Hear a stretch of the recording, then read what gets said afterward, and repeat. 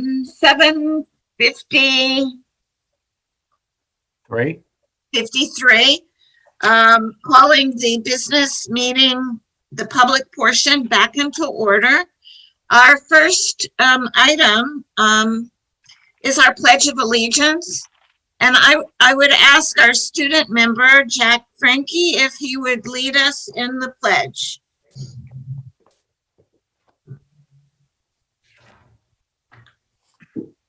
I pledge allegiance to the flag of the United States of America and to the republic for which it stands, one nation, under God, indivisible, with liberty and justice for all.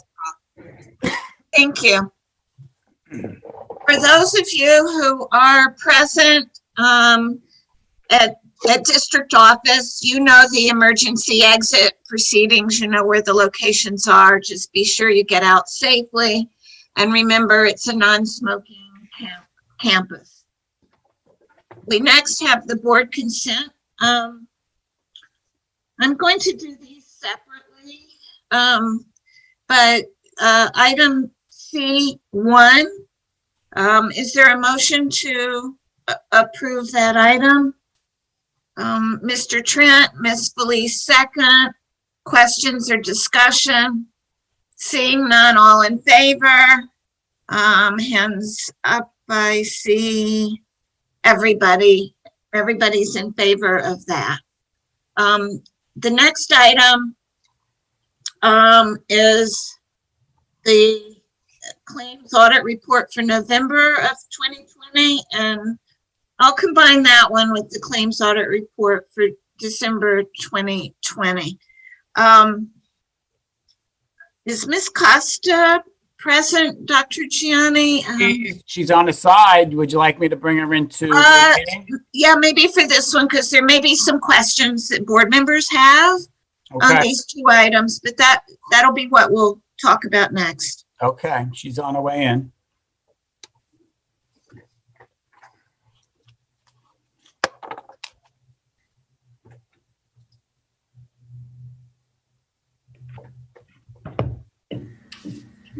Just need to click your video there, Ms. Costa. Hang on, I think it's because I'm on the other video. It's very bad feedback. I don't know if you're on two devices. You need to get out of the meet.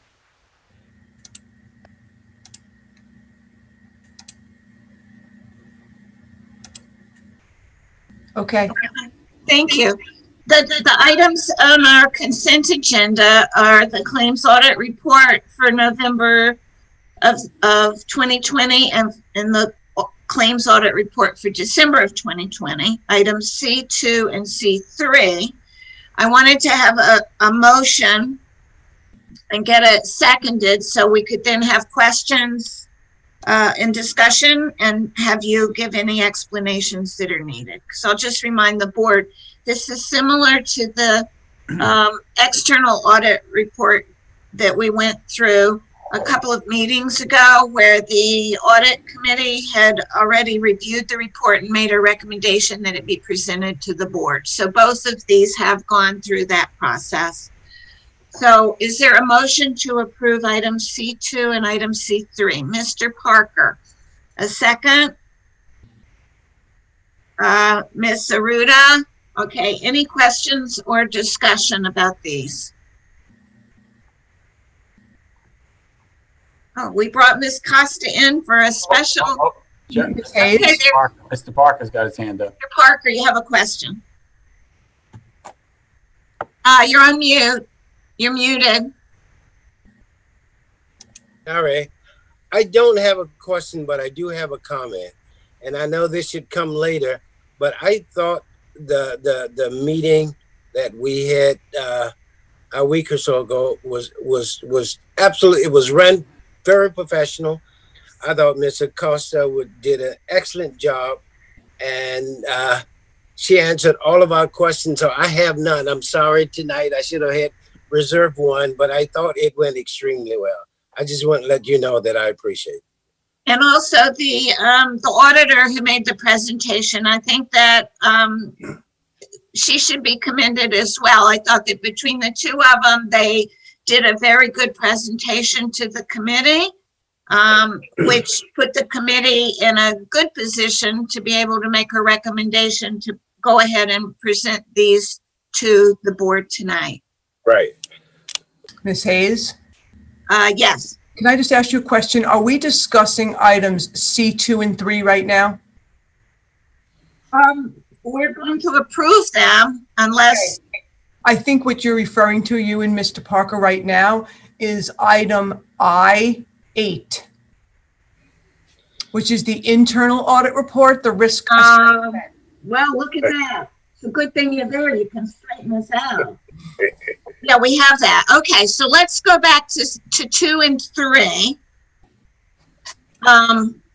But my own recollection of both of those is that the presentation by the auditor, as based upon information that was also given by you, was very, very clear and presented. So, all right, so given that, would you like to just briefly bring us up to speed on what these two are? They're coming out now, but some of these things have been pandemic impacted. Well, the items C2 and 3 are the claims auditor report. That is the claims auditor that the board has contracted with to review every check that leaves the district. You normally see that on one of your meetings each month. So every month you see a claims auditor report. This month you're seeing 2 because we only had one December meeting. So just so you know, you see that regularly. And then last month, the audit committee met. Now I'm talking about item I8, and the audit committee met last month to discuss this internal audit report. And the internal audit report was slightly delayed due to the pandemic because most auditing work is done in person, and we had to come up with ways to audit not in person. So this actual report is related to 2019, and it involves updating the risk assessment for the district and choosing an area with which they look at in more detail. And that's the health benefits report that's also attached. And then we complete a corrective action plan, same way we do with our external audit report. And those reports all get filed with the state of New York. So basically, C2 and 3 bring us, this is our routine approval, and items IH is bringing us current with regard to what our reporting requirements are and the ones that get filed with the state. Yes, this is the internal audit report, which is a once a year thing, I8, and the claims audit reports, C2 and 3, are a monthly item that you get that reviews the check. So I apologize for my introducing confusion into this area, and that is why we have people like you and our claims auditors, and also the internal auditors and external auditors who keep us on track of everything. So we had a motion for C2 and C3. It was seconded. So all in favor of approving the monthly claims audit, raise your hands. I see everybody's hands, so that's approved. Thank you. And let's see. Okay, I think we're moving to me. Yes. And I've just invited 2 folks into our meeting because we're going to start off with a board recognition. And I'll just wait for Mr. McIntyre to join us. I believe he's on his way. He's not with you, is he, Mr. Hogan? No, I believe he's at home. Yeah. His icon's there. His camera, it just doesn't showing his camera, but his icon is in there. Oh, is he? I don't see him. Yes, Mr. McIntyre, are you with us? His icon is coming up on the screen. I don't see him on my screen. Now he's connecting to audio. So It's coming. Yeah, it's coming. Oh, wow. I have, let's see what I got here. Fire connecting. Yeah. Okay. All right. And he was. I had him connected as a non-video participant. Well, if he's going to be saying something to us and we've got the audio, there he is. We got him set. Okay, Mr. McIntyre, are you with us? Can you hear us? You're muted. You're muted there, sir.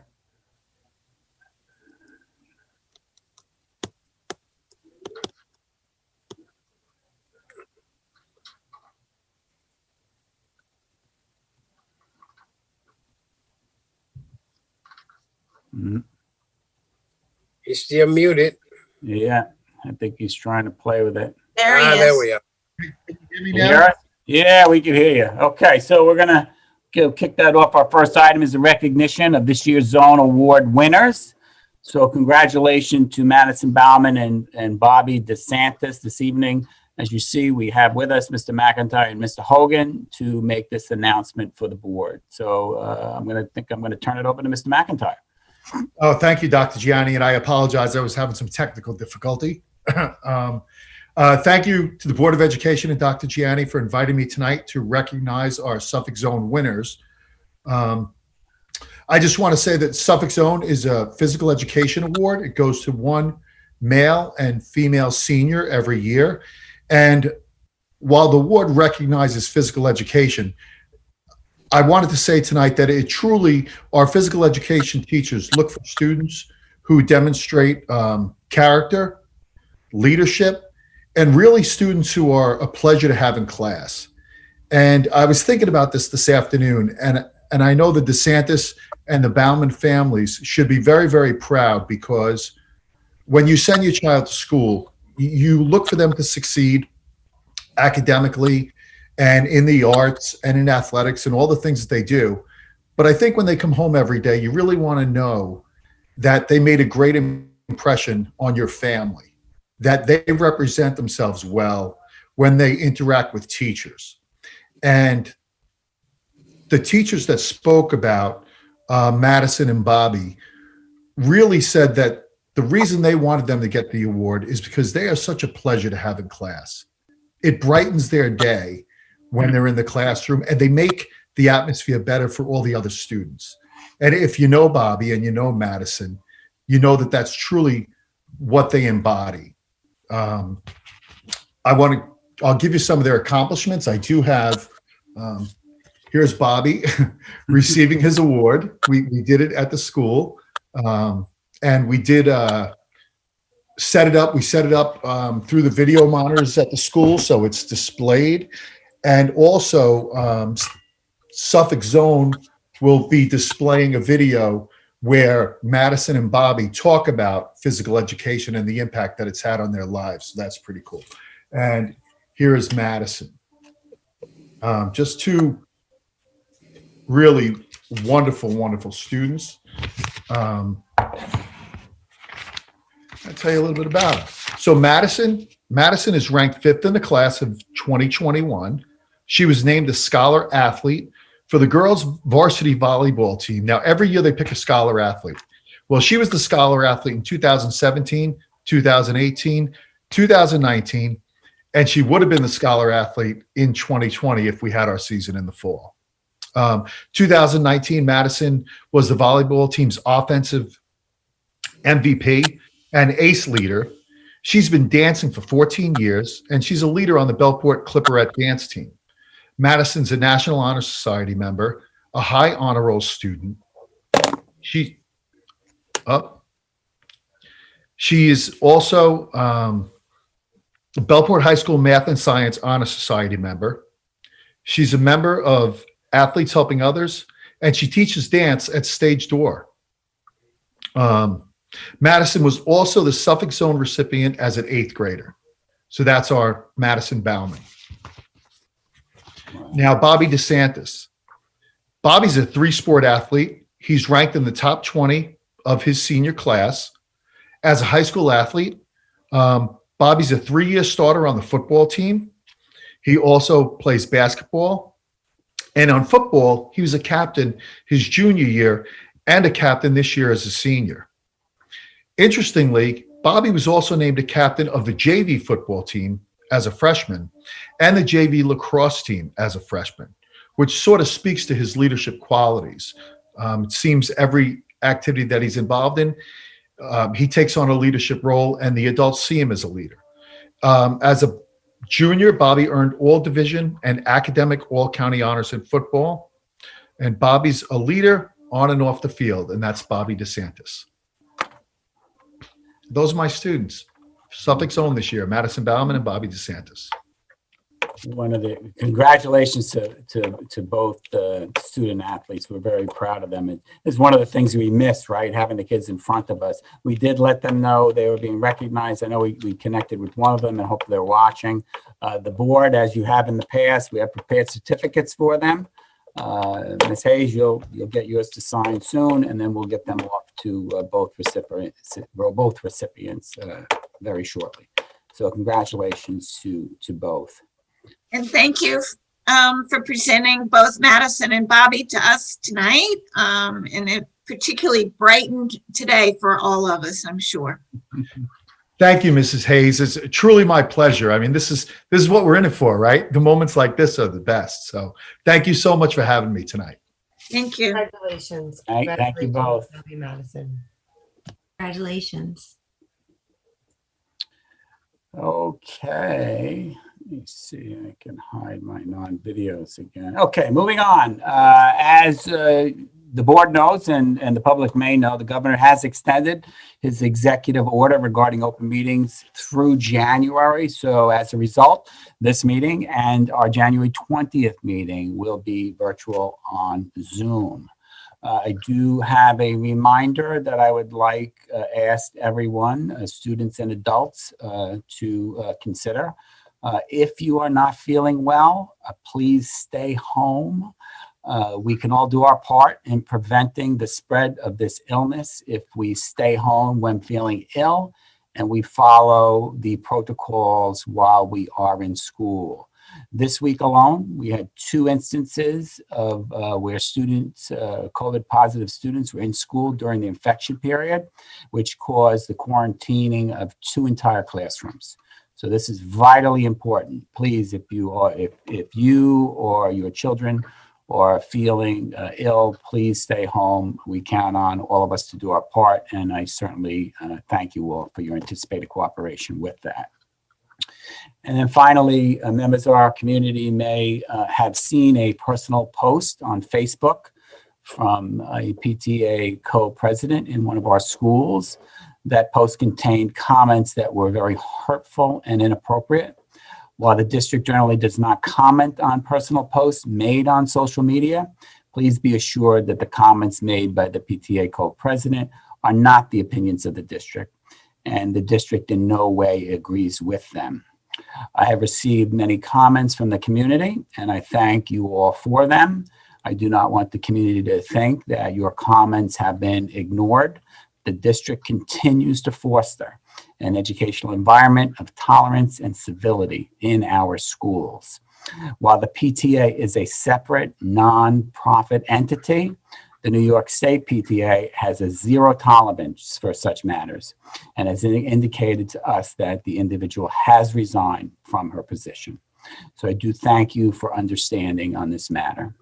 And that is all I have in terms of announcement, President Hayes. I turn it over to you and the rest of the board.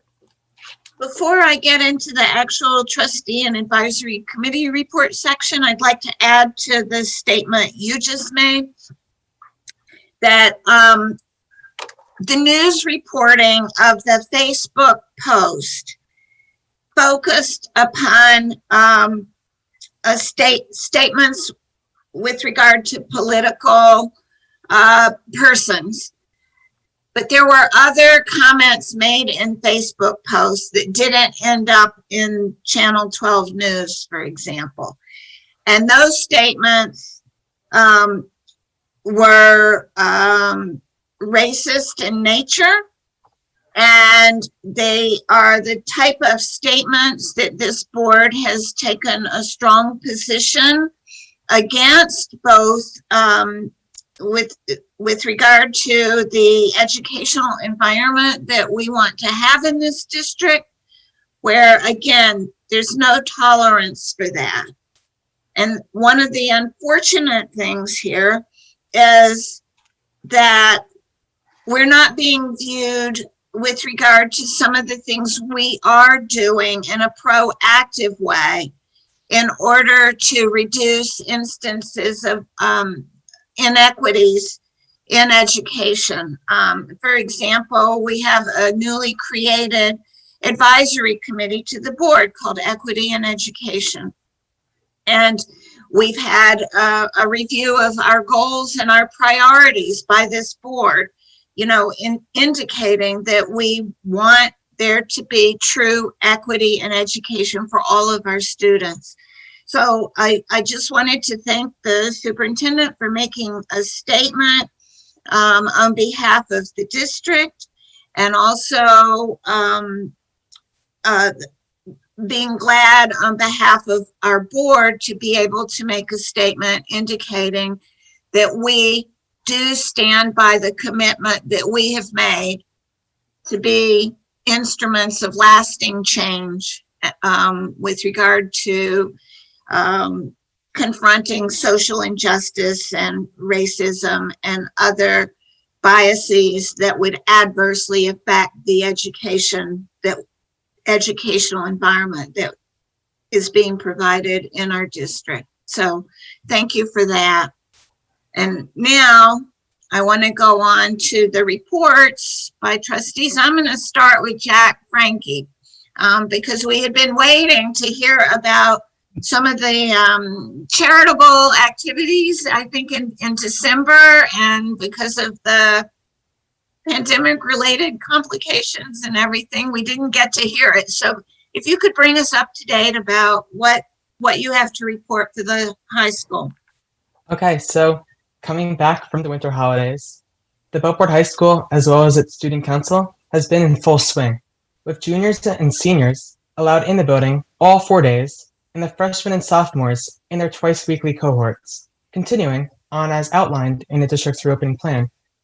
In terms of sports, Section 11 has allowed non-contact sports to begin, and I am personally excited and hopeful that sports will make their full return as we enter the spring months. Due to the COVID-19 pandemic, more families than ever went hungry and were in need due to the conditions that were really out of their control. The Buckport Student Council responded to that call for help. For our Thanksgiving food drive, we collected 25 boxes full of non-perishable food items that were to be sent out to families within our district. And for our December food drive, we upped that number by 10, ending up collecting 35 boxes. The food collected made a huge impact on our community, so thank you to everyone who partook in them. But moving forward, throughout the coming months, we will be hosting our yearly hat, coat, and glove drive, where we really need your help to collect these items in order to help our students and our community members who would otherwise go cold in the coming winter months. Before the holiday break, Buckport Student Council continued their yearly Letters from the North Pole tradition. In doing so, we were pleased to still be able to bring holiday cheer to children in our elementary schools, especially during this rough time. Sometimes, a kind gesture can go a long way, and year after year, we feel this tradition has been a testament to just that. And I can't wait to see what our student body, as we lead the way in showing what a small town school can do to change the world. Mr. Frankie, could you tell us where members of the community can make contributions of hats and coats? So I believe you can just drop them off at the security desk, but I will get back to you on that because I don't want to. All right, that would be good, and you know, we can announce that at the next meeting, I guess. And thank you so much. Okay, Miss Ancona. Okay, I have a few things to update. We had a health and safety committee meeting. They reported that there's still enough PPE in the buildings. they gave the numbers for as of December 14th of the COVID cases. However, that's just going to be so out of date that I won't even go over that. They advise that they're ready to test when the testing starts, that they're ready to test for the zones. They went to, Dr. Gianni reported previously that they went to Riverhead and had taken a look at what they did, and that they feel that they're ready when we're ready, when that time comes. There was a few things mentioned about the staff while in quarantine, working from home if they had COVID positive, that was, if they were COVID positive and asymptomatic, then it's being discussed if they can work from home. So we don't have to have substitutes teaching the kids. The kids would benefit more from not having substitutes and having their teachers teach. Then I went to the website committee, and we're researching some different companies for the website, and we're speaking to our current company. Our current company was there, and they advised that they do have apps available that are more user-friendly for the iPhones, and that would be available with new packages that we would have to purchase. And then our next meeting on that is on February 8th. And that's it. Thank you. Thank you. Mr. Ruda? No announcements, thank you. Okay. Ms. Felice? Thank you, Madam Chair. Okay, so I will begin with December 8th. A strategic planning meeting was held, and I attended that as a committee member. Many of the readings of policies that are before you tonight did go through that committee already, so those will be on the agenda later in the meeting. On December 10th, I participated in the New York State School Board Association legislative session preview. Handouts were distributed to the newly created legislative committee, and I'll talk about that a little later because that happened last night.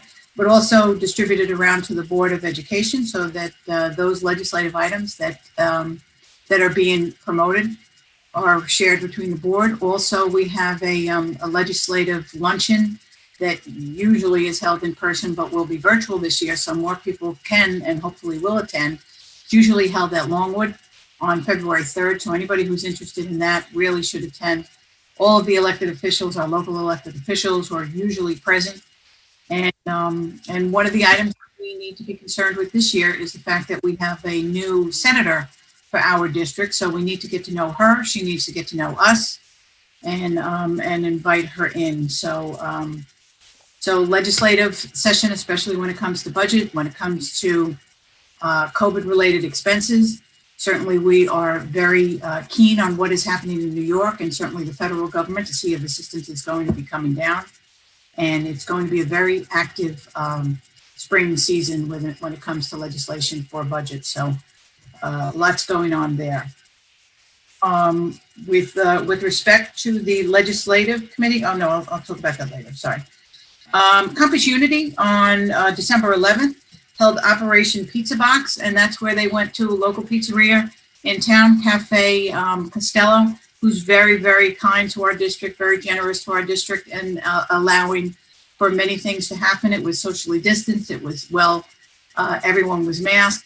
And the students there participated in putting stickers on pizza boxes for patrons at that establishment to encourage family time, to encourage families to have dinner together, to talk to each other, and as one of their methods in combating drug abuse and alcohol abuse by teens, in their belief of spending more time with the family, help strengthen that family bond. And so it was a very good effort. Suffolk County Police was there, and certainly was very well attended. And my hats off to all the participants, especially the Executive Director Murphy, for the fine job that they are doing in our community. And then two last things. the leadership council on December 14th. I put down that I was being there, but I believe that was postponed. That was scheduled but not held. And finally, yesterday was the first legislative committee that was held, the creation of the board.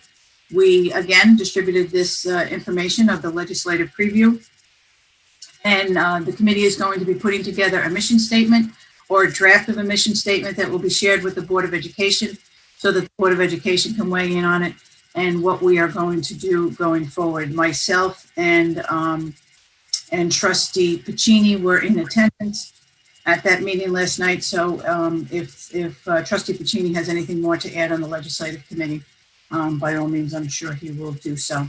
So that rounds out what happened over the last month. It was a trying month, trying to visit family and friends under these restrictions and COVID related issues. And all I can say is we did our part. We stayed masked. We kept the crowds to a minimum. And I come from a big Italian family, and that was very hard to do, but we did it.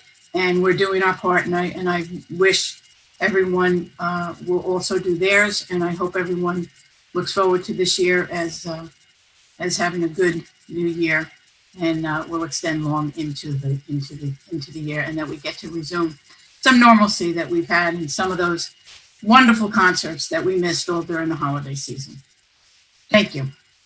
Thank you. Mr. Parker. You're muted, Muted. Parker. You're still muted. Fine. How's that? You're good. Oh, okay. I attended our financial session just recently, as I mentioned earlier with Ms. Acosta. There were several things that were discussed in the meeting that I think, number one, it was ran extremely professional. I was very impressed with Ms. Acosta.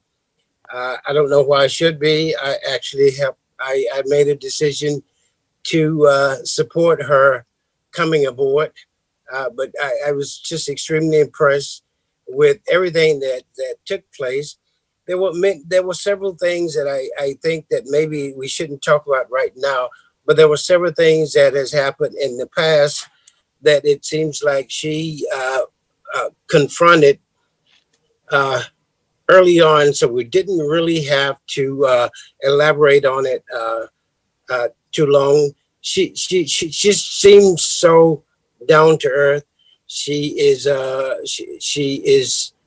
willing to answer all questions. She's very supportive, and I think Dr. Gianni, I want to just congratulate you on having brought her before the board. I also wanted to talk briefly about the landfill. We didn't have a meeting in about a month, so there are things happening there. We have a meeting on Wednesday, this coming. So I don't have information to share with you this evening, but coming forward in 2 weeks, we'll have a lot more to discuss. There's been a lot of work, a lot of progress, and I can't wait to share it with you. So we will talk about that in a week, in 2 weeks' time. So basically, that's all I have to say right now about some of the things that I've been involved in. Thank you. Thank you. Mr. Piccini?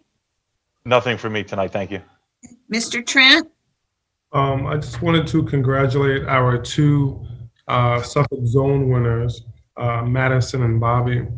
And I also wanted to, maybe in another meeting or so, I would like to recognize the high school student council for their work community with their fundraisers and all the things that they're doing in a time where it's needed more than ever.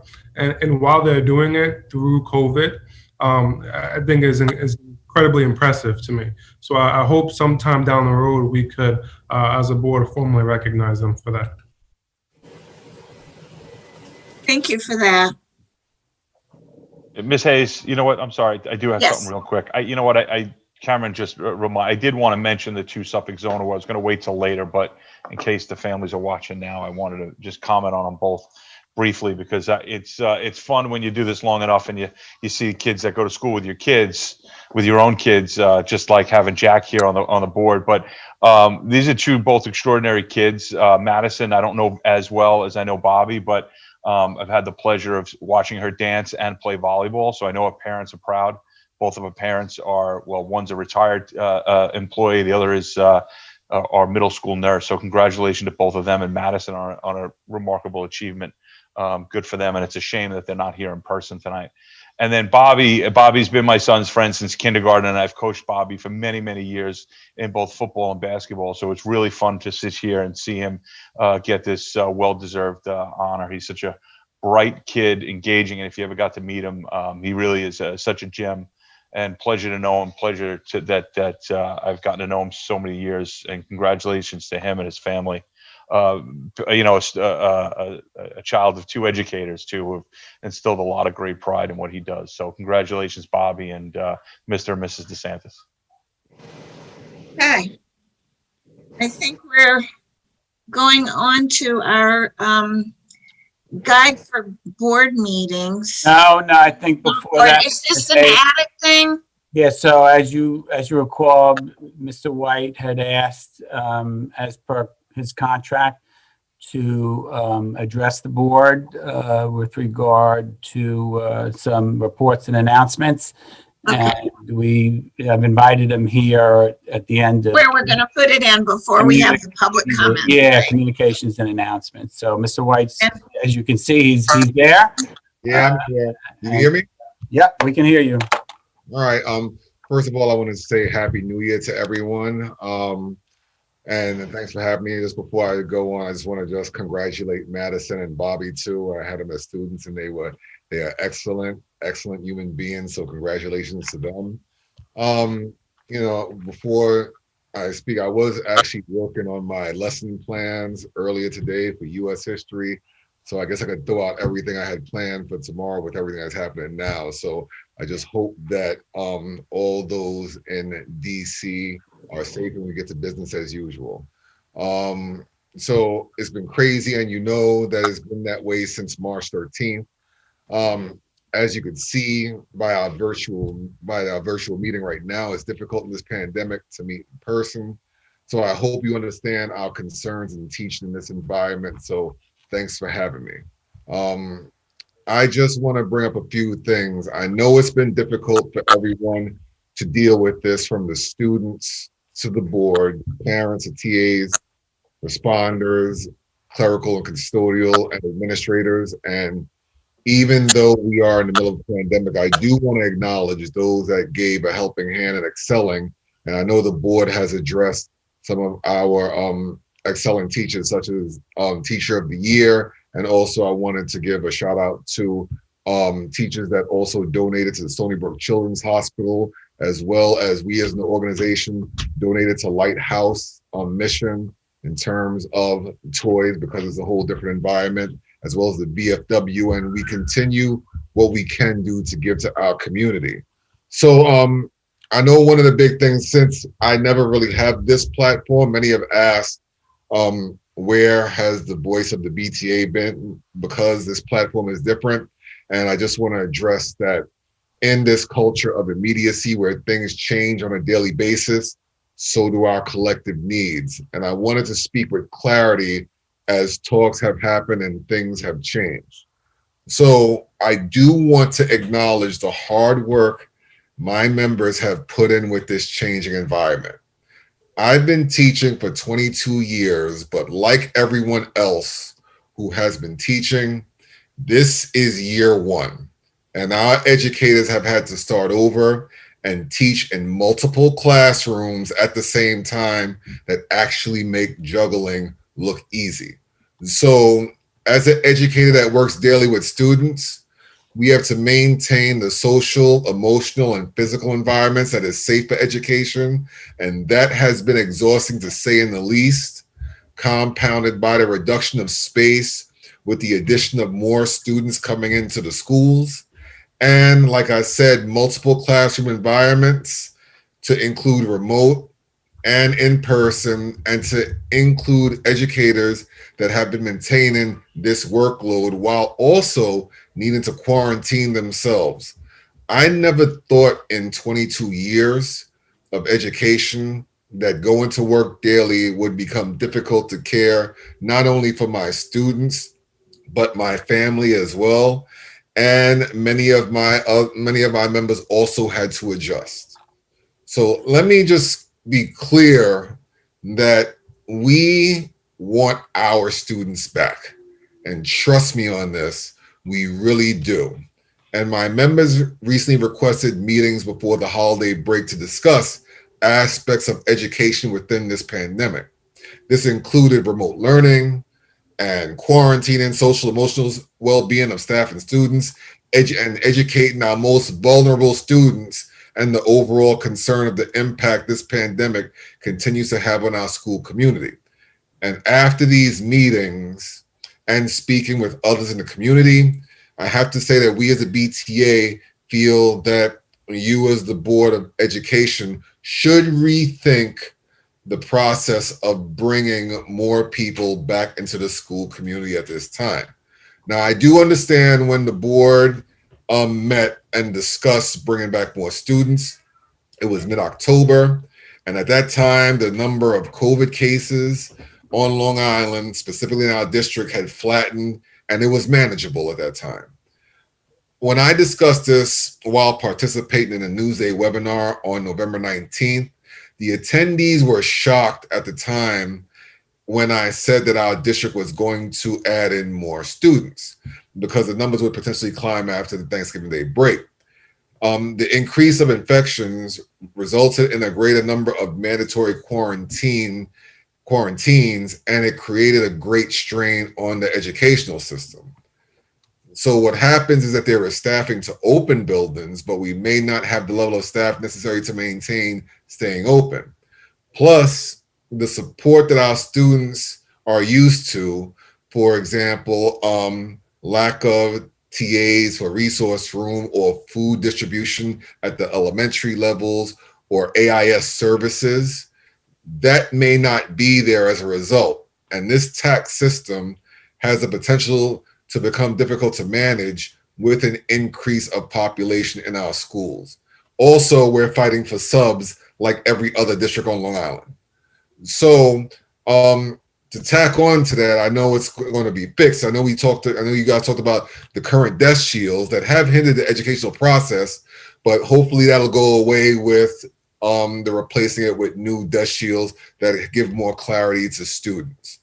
As for my members, I will say that many are frightened to come into work every day with the increased chance that they may be quarantined or even test positive and bring COVID home to their loved ones, especially those who are high risk.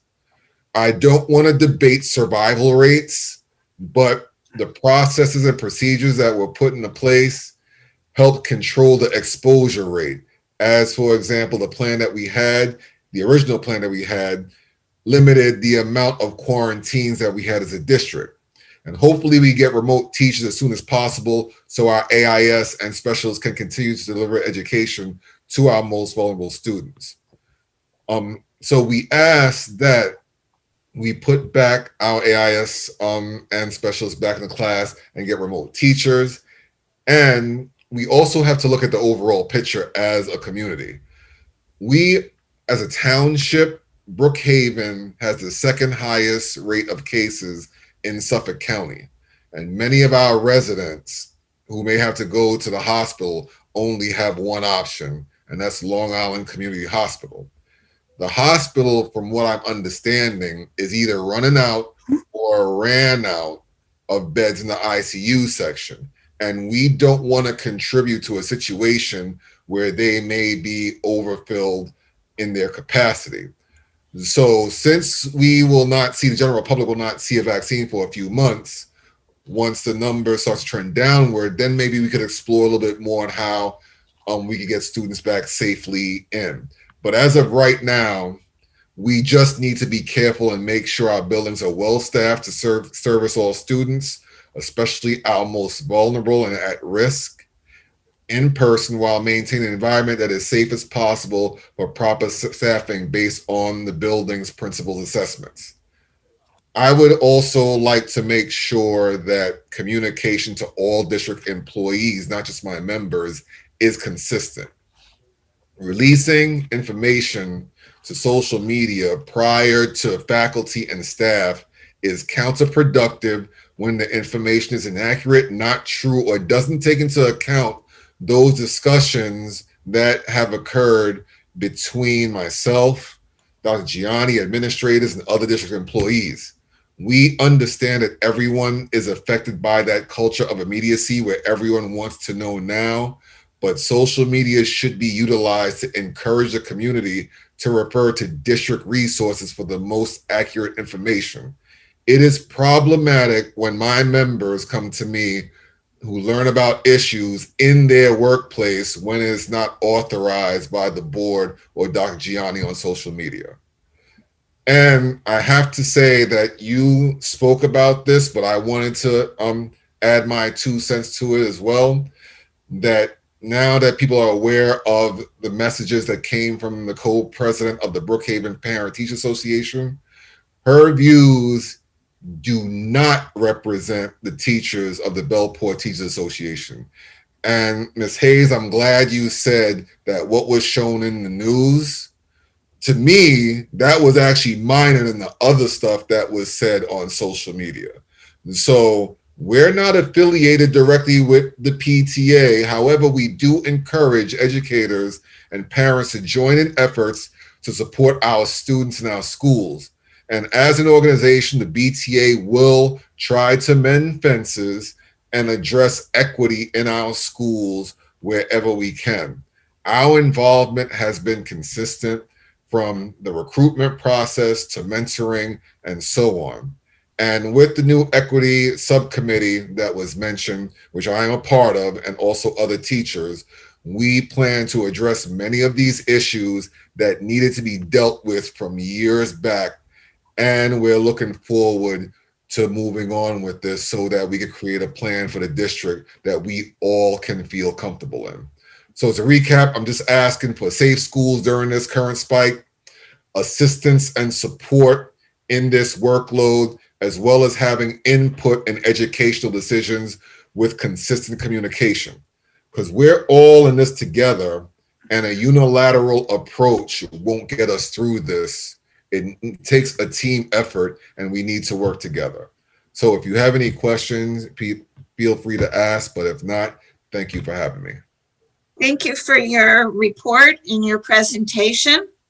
And if I'm understanding correctly, while this a report and presentation by you it's in the BTA contract, but when we were able to have meetings with people in public, generally when you spoke to the board, you would go to the podium during the public commentary section. That's and cool. So tonight, though, we went back to what was originally set out in the union contract that would have you give a report to us. So thank you for doing that. Thank you for clarifying that. And we'll see you next time. Thank you, Mr. White. All right. Bye-bye now. Okay. Miss Flynn, do we have, I think we're moving on to public, right? Miss Flynn, do we have any item? We have one item, but it's a non-agenda item to be addressed later on. Okay, all right, thank you. Non-participant, so we will move on to item for discussion number 1. Mm-hmm. Okay, and that is reopening plan, specifically the phase-in schedule. We returned from winter recess this past Monday, as the board knows, with the rollout of phase 6 of our reopening plan. Phase 6 includes grade 7 and grade 11, moving to 4 days per week of in-person learning. Also, and as Mr. Frankie mentioned, winter athletics began for our low impact sports. Those include boys and girls bowling and boys and girls winter track. We also, for the board's information, have an independent swimmer swimming for Bellport High School and representing our district. With regard to the phase-in, our principals report a smooth rollout of phase 6. Student attendance is low at the secondary level, however, and it appears that some of our parents at the secondary level are choosing to keep their children home when we have returned from winter recess. Specifically, at the high school, about 475 of the 800 expected students were in attendance early this week. At the middle school, about 290 of the 630 students that were expected were in attendance early this week. And at the elementary school, most in-person students did attend, with a significantly less number of families choosing to keep their kids home. Our final phase, phase 7, which includes grades 8, 9, and 10, is currently scheduled to occur on Tuesday, January 19th. And as the board may recall, earlier administration was asked to consider moving up that date 1 week earlier. When we were first talking about the phase-in plan. We did look at that, but honestly, given the current region percentages, I'm not prepared to make that recommendation to the board and would like us just to stay pat with what we have planned. We have received, moving on to another topic, and I know the board's aware of this because I believe you've gotten the same email or emails that I have gotten. We have received requests to reconsider semester choice of learning environment. And what I'm talking about is remote or in-person. Those requests were at the secondary level, and the request was to switch it back to quarterly. Once we enter phase 7 and attendance does become stable, we will certainly revisit this request. But however, as I mentioned at previous meetings, we will always review extenuating circumstances. So if families and children are struggling, you need only to reach out to the principal and contact him or her with regard to moving your child back into in-person learning. And we will certainly, I'm not aware of instances where we have not abided by that request. Mr. White initially or earlier talked about the desk dividers. It is an issue, and I do simply want to publicly state that the district is also displeased with the product that we purchased. You know, at the time of purchase, we saw no other alternative given the products that were available. At the time, we were planning for a phase-in to in-person learning. Let me briefly highlight why we selected the current product. The product that had no borders was reported to be flimsy and fall off of desks and simply didn't hold up over time. We did investigate, but couldn't get a guaranteed delivery time on the product with no borders to meet our phase-in plan. And the product with no borders simply didn't meet SED guidelines with regard to being polycarbonate requirements and ultimately would not meet fire regulations. Ultimately, we went with a company that could deliver a product that met SED requirements on time for our reopening plan. However, as I indicated, and Mr. White actually knows because he saw some samples in my office yesterday, we are exploring other products that and do have some samples we're looking at. And we are planning to replace the current dividers as soon as possible with some totally clear products. And with regard to reopening and phasing in, that is all the reporting I do have. I do know, I mentioned to the board that we were examining quarantine and substitutes and looking at some financial costs that are associated with those. I'm not prepared to report on that this evening. I will have a brief summary tomorrow with regard to some estimates that we are incurring in terms of cost as a result of students and adults needing to quarantine as a result of COVID-19. But other than that, and other than moving into the modification piece that we need to talk about next, that's all I have with regard to the phase-in, and be happy to answer any questions that the board might have at this time.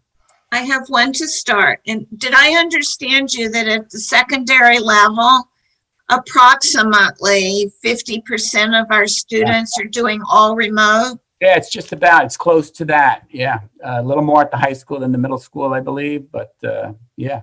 And does that mean the 6 foot distancing can be met at both middle school and high school? All right, well, it depends on the classroom, right? So it depends. Remember, kids are class to class. So I suspect that in many classrooms, yes, we can, but there will be an occasion that we won't, depending upon what the subject is and how many kids do show up at that point. But just to clarify, it's not going to be a situation where every class is coming within the 6 foot limitation. Correct. Right. Not at this time. Correct. But that could change depending upon the January 19th bringing back more classes. Sure. And these youngsters could show up tomorrow. So my numbers reflect Monday, Tuesday. Right. Ms. Aruda? To that point, and I know that you spoke a little bit about this, Dr. Gianni, we did only have 50% coming in. We do know that we have a large amount of the community right now not comfortable with returning, especially with the numbers that we're in right now. The survey is due by Friday. And in the survey itself, it says that you're committing to the end of the school year. I don't necessarily know that that is fair to our community to say that they are committing to the end of the year. We're phasing in. We have numbers that are skyrocketing right now. And then you're asking parents to commit to remote for the remainder of the year. For nothing else, it's really poor timing that all of this has to come out. And obviously it's nothing that we planned out. But I really do think that we need to rethink the quarterly or extend the survey. I just don't think that it's fair to families to make that decision by Friday with the way that numbers are right now. And clearly we're seeing that because only half of them showed up this week. Yeah, and listen, that's fine, right? So to me, families do have that decision right on their own. If they're not going to send their kids, they don't have to. Our challenge is of course managing the increase, and that's why we moved to the semesterly piece. And again, I'm not aware of denying someone with circumstances previous to that, but we did want families to make that commitment. I will tell you that we'll be flexible, but again, I need to be able to see what it looks like once we do that full phase in. Right now, I can tell you it's pretty simple, right? But I don't know if by the end of the week, those 50% or just under 50% people show up, which would make it more challenging. That's why we want to see what the stable numbers are. I can promise you that we will be flexible and we will take a look at it. I will also speak with secondary tomorrow in terms of what that survey deadline looks like. However, I will tell you that at the end of the month, the quarter ends or the semester. No, yeah, it ends by the 22nd.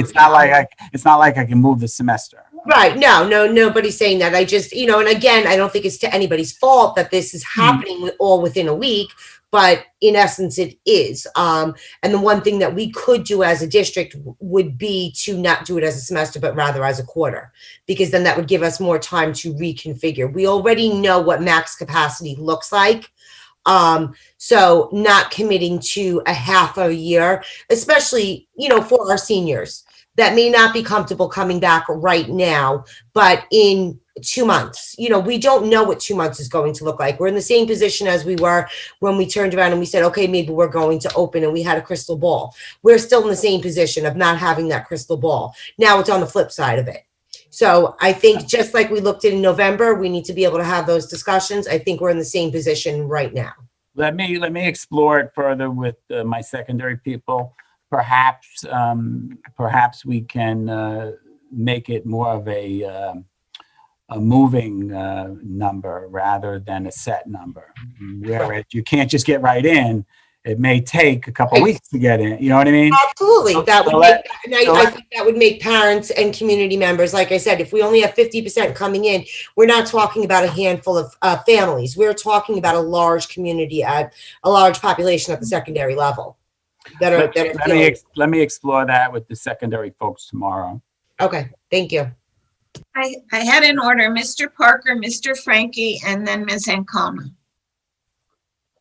Thank you, Madam President. Dr. Giada, do you have any idea of the 50% of the students who are learning from home, their rate of progress versus the ones in school? No, I could not tell you that because right now we have kids that are scheduled to be in but aren't coming in. They're choosing to learn from home. I could give you information down the road, and we are preparing a report that Mr. Trent had requested with regard to student achievement.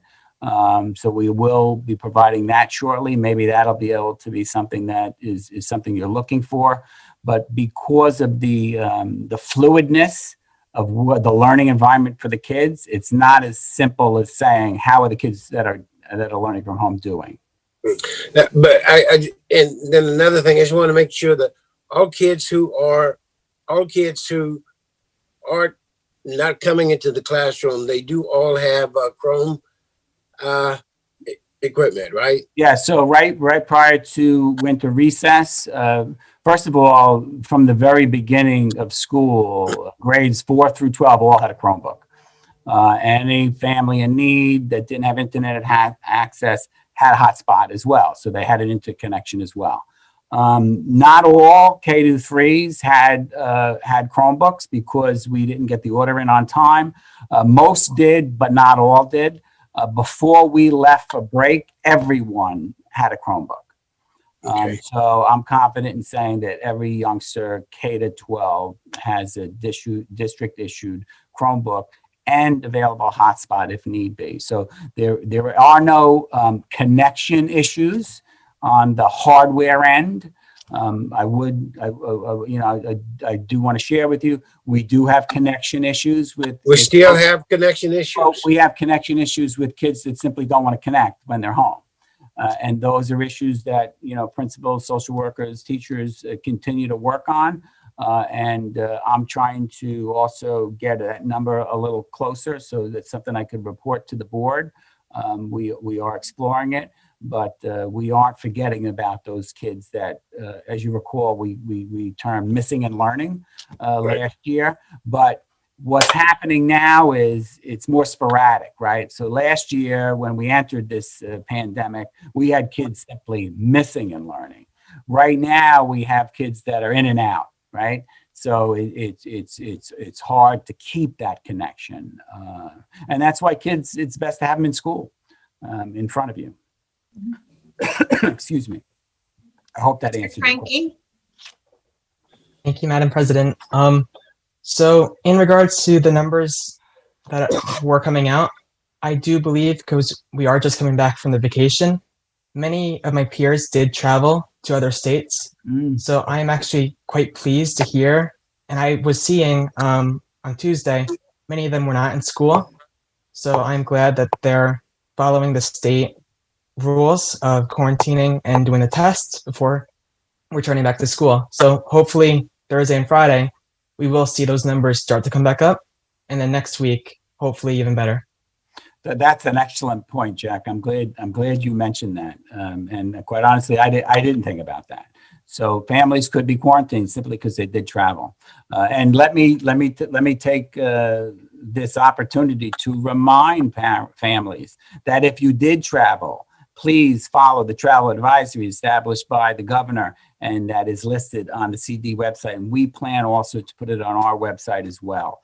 I am aware that we caught up with some students and families who did travel and should have stayed at home and had to ask them to go home. So families, thank you for your cooperation in this matter. If you did travel out of state, please follow the travel advisory guidelines. And On thank you. behalf of the board, I'd like to tack on to what you just said, Dr. Gianni, because we rely on the administration to provide the day-to-day education for our students, but there's no way that you can do that unless the community is being compliant with all of the, the masking, the social distancing, the travel advisories, and being considerate of everybody else. Because as you reported and we're starting to see, when we have to quarantine, if we get a number of teachers out or some critical number of students out, there goes a whole classroom or there goes a whole handful of teachers. And then you have the problems that were talked about earlier about getting coverage and substitutes. So I just wanted to underscore that any opportunity that board members have to have discussions with the public is to thank all the ones who are being careful to help in this mission. So, okay, I had Miss Ancona was next and then Mr. Trent. Oh, no, I think that Cameron was next. Okay. Sorry. I'm sorry. My question was already answered. Okay. All right, Ms. Ancona. Okay, so thank you. Dr. Gianni, so we heard from the union president, Mr. White, that he is all for the remote teachers. And I know that was something that was being pushed off until you discussed it with him. Is there a posting for the remote teachers as of yet? Not sure if it went out, but if it hasn't, it would go out very shortly. I know that we were speaking with Mr. White about a number in terms of salary. I'm not sure if we came to closure on that, but if that posting's not out, it will go out very shortly. Okay, and then we had the health and safety meeting. Mr. Briggs had advised that you guys were taking into consideration that COVID positive teachers could work from home. Have you made a decision on that yet? Oh, sure. We made that decision already. So we're being very flexible when it comes to quarantining. So if a teacher needs to quarantine and they can teach from home, we've allowed that. And there's two ways that's happened thus far. Sometimes the teacher will be home and the kids will be in school. And if we could provide a TA or a permanent sub to supervise the students while the teacher connects remotely, we do that. Had some good experiences with that in the district. And also, and probably even simpler, is when the whole class needs to quarantine, which are the instances that I referred to earlier today. And that teacher and those students will work totally remote from their homes, provided the teacher does not become symptomatic and cannot teach. So as long as teachers can teach and we can allow it, we do. We don't simply make it a blanket where, teachers can teach remotely, because obviously we want our teachers in front of children whenever possible, but we have been making those accommodations whenever we can do it, because it suits both of us. It puts the actual teacher in front of the kid, which is what we prefer. And it allows the teachers to work at their craft. Okay, great. Thank you. You're welcome. And I just did want to agree with Melissa that I do think that the survey came out too soon, and I understand that you don't have control over the quarters, the semesters, but I would, and I brought this up in the beginning and in the summer, that I really would like to see it on a quarterly basis, that the kids can come in and out. And it's just really just something little that the parents could look forward to and the kids could look forward to if these numbers do get better, because right now the morale is down everywhere. And it's a tough decision as a parent to make your kids stay home because you don't want them to be sick. And then when you have to pick their education over an illness, it's even more troubling. So I would like to see it be that it's I understand you're saying that it's not as hard as we think it is to get back in, but if the distance is breaking and the numbers are higher, then they are gonna have a hard time. So I would like to see something change with that policy, please. I liked hearing what Dr. Gianni said during this discussion, and he's going to be talking particularly with the secondary administration about having, it sounded almost like a waiting list system, so that you would take back as many as you could, and then, the others would have to wait until their name came up. I understand he's looking into it. I just wanted to make sure that We, as I mentioned, we will explore it. And just to, I don't know, I think Ms. Aruda said the deadline was at the end of the week. The deadline's at the end of next week. But it's the 15th, I believe. I will, as I said, we will take a look at it. I don't want the board, this is not a board action requirement. This is an administrative function. So don't think that we got to come back to the board to do this. This is something that we can just do. And I will explore it tomorrow when I meet with the secondary folks. Thank you. You're welcome. Thank you. You're welcome. Okay, am I moving on to my next item? Hold on, are we still talking about the reopening plan, or We are. We're going on to the modification. Okay, I can hold my comments for that, because I think I have a couple questions that might get answered in this, or do you want me to ask it now? Doesn't matter to me.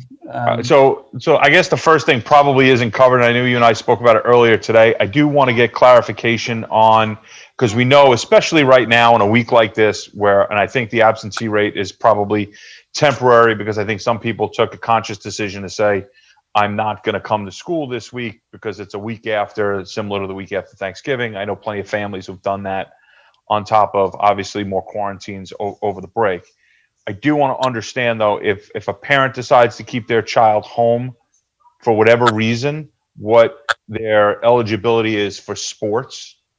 Yes, I'm sorry. I know you did call me and I didn't get back to you, but I did follow up with Mr. McIntyre, and I think he reached out to the parent. Initially, they have been telling kids, if you're not in school, you can't participate in sports. However, recognizing that kids maybe be kept home because families are concerned, I indicated to Mr. McIntyre and Mr. Hogan that I saw no issue, provided students connected remotely. As far as I'm concerned, they are in school. Yep. So students that do not connect remotely would be considered absent and are not allowed to participate. But if they choose to stay home and connect remotely, then they can participate on that. And I think that's a wise decision, especially, and I thought about that after we spoke, that, we need to assure that the kids are connecting that day, and that because they are technically in school, even though they're not physically in school. So thank you for that. Sure. And listen, I don't want parents in the position where they feel they got to send their kid because the kid wants, because I get the pressures of athletics in the homes, and we need to be flexible in those. Yeah. And the family that called me, the friends of mine, like they have another child who has, a compromised immune system. So to be safe for one day, and if it's a cross country family and you're running outside, it's not like, it really seems to be safe. So I want to make sure that they're able to participate. The other two topics, and if I'm sorry, is this on the same topic? Keep going. Ask Chris, just about that, just to clarify, if the kids are home connecting and they're still on their cohorts, like 9th and 10th grade, are they allowed to go on their cohort date to practice? No. So now that we start, cohorts will be mixed. We are go any day, right? Yeah. We're asking coaches to try to keep cohorts separated the best as possible, and given the activities that can be done, but there are not separate activities or practices for different cohorts. Okay, thank you. Sorry, Chris. You're welcome. That's okay. The two other questions are going to be about to make sure, and I think I see it in the plan. I read through it quickly, but I really think it should be. I want to make sure it's announced. We are changing to adhere to Suffolk County DOH and CDC on the quarantine timeline from 14 days to 10 days. That's the modification, yeah. Yeah, I just want to make sure that that's highlighted, because that's the biggest questions we're getting. Yeah. And then we also, I'm assuming we're going to vote on it, and then the negative the need for a negative test to return is also going to be removed. Both of those items are the modifications that we're going to talk about. And I guess the extension on that modification for the negative test, and I know Miss Emma Holst is here, and I don't know if she's prepared to answer this, but I would like to completely understand if that changes our liability at all, because I know I've spoken to a handful of board members in local districts who are not changing that, and I am advocating to change it, just to be clear. But I just want to make sure that there's not any type of liability issue for not requiring a negative test. I've had a few board members in neighboring districts say they're not going to remove that need for a negative test until the state provides an assurance that they don't have liability if somebody does catch COVID and they're not, by somebody who didn't get a negative test when they return to school. Well, it's the state's guidance. It's CDC's guidance. Is the state now saying you don't need a negative test to come back to school? The CDC is run by the state. So that is a New York State guidance. The DOH, the CDC came up with that guidance, I don't know, a couple of weeks into December. A couple of weeks ago. Mm-hmm. And DOH, Suffolk County DOH just approved it, I think last week. Yeah, I know it was soon, but you're saying, but are we talking about the quarantine time, or are we talking about the negative test to get back to school? The negative test, that's CDC guidance. I actually also referred it to Dr. Donatelli. No, I knew that. I knew that the medical advice was that you don't need the negative test. I just want to make sure that state or county DOH also agrees with that, and that we're allowed to let kids in. Again, I'm going to be in this situation next week, right? I have a COVID positive kid in my house, so and there's plenty of others that are waiting. I just want to make sure, from a liability standpoint, if DOH change it, then then my question is answered. Yeah, I haven't asked Ms. Emholt to prepare for this, but I can tell you that New York State SED follows New York State CDC.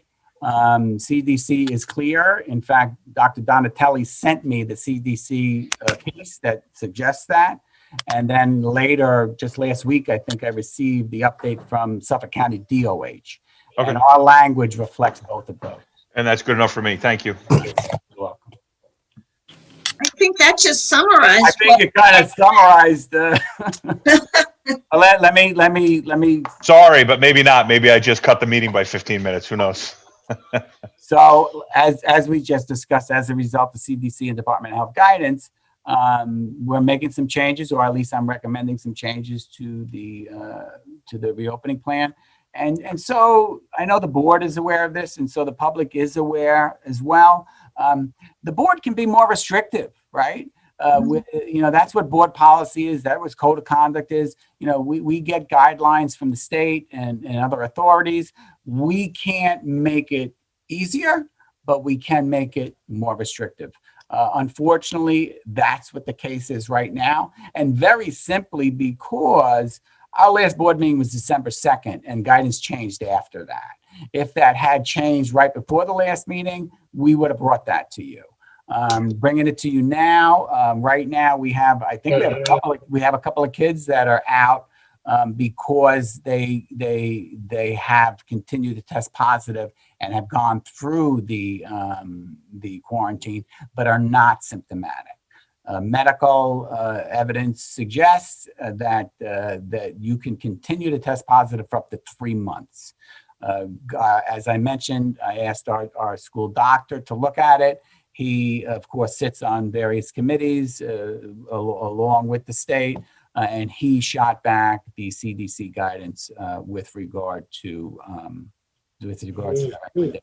I see Mr. Pacini's got his hand up. I just have one comment on that, on something you said. I know we last met December 2nd, and the guidance changed after that. I'd mentioned this before in the past. I firmly believe when something as significant as that changes as far as guidance goes, we should be having, it could be a one agenda item Zoom meeting to discuss that, because we've held people out of school for an extended amount of time when, they could have been back, and they could have been out of their quarantine and back in school a little bit sooner. So I'd like the board to consider that as things are ever evolving. If we need to get together for 10 minutes on a Zoom call to vote on changing something that's in the best interest of our students in our district, we certainly should be doing that. And if the board would like to do that, I mean, I don't think we have that long span anymore, but if the board. We probably don't, but Yeah. just in case, as things are moving, we shouldn't be just waiting for the next meeting when setting up a Zoom call is kind of convenient right now. Okay, I have no issue with that. And so let me just be specific. On page 19 of the plan, the modification removes the requirement of a COVID-19 positive individual needing a negative test to return after quarantine for up to 3 months, as long as they do not develop symptoms again, and includes a 10-day quarantine for individuals exposed to COVID-19 and the quarantine travelers that did not complete the testing requirements, provided they remain symptom-free. The language that I placed in the plan and that is on board docs and highlighted for you is in line with CDC and DOH guidance, and also recommended by our school physician, Dr. Donatelli. And I offer that for the board's discussion and action for approval. And it will go into, if the board approves, it will go into effect tomorrow. So this has to do with both quarantine and the elimination of a requirement of a second test that comes back negative. That's correct. Right. All right. Any other questions about this, Ms. Ancona? I just want to be clear. With the 10-day of it says anyone who tests positive for COVID-19, students or adults, regardless of whether the individual is symptomatic or asymptomatic, they may return to work upon completing 10 days of isolation from the onset of symptoms or 10 days of isolation after the first positive test if remain asymptomatic. Now, what happens to those in quarantine that do not have a test? A negative or a positive? No, the people in quarantine are folks that are not tested positive, right?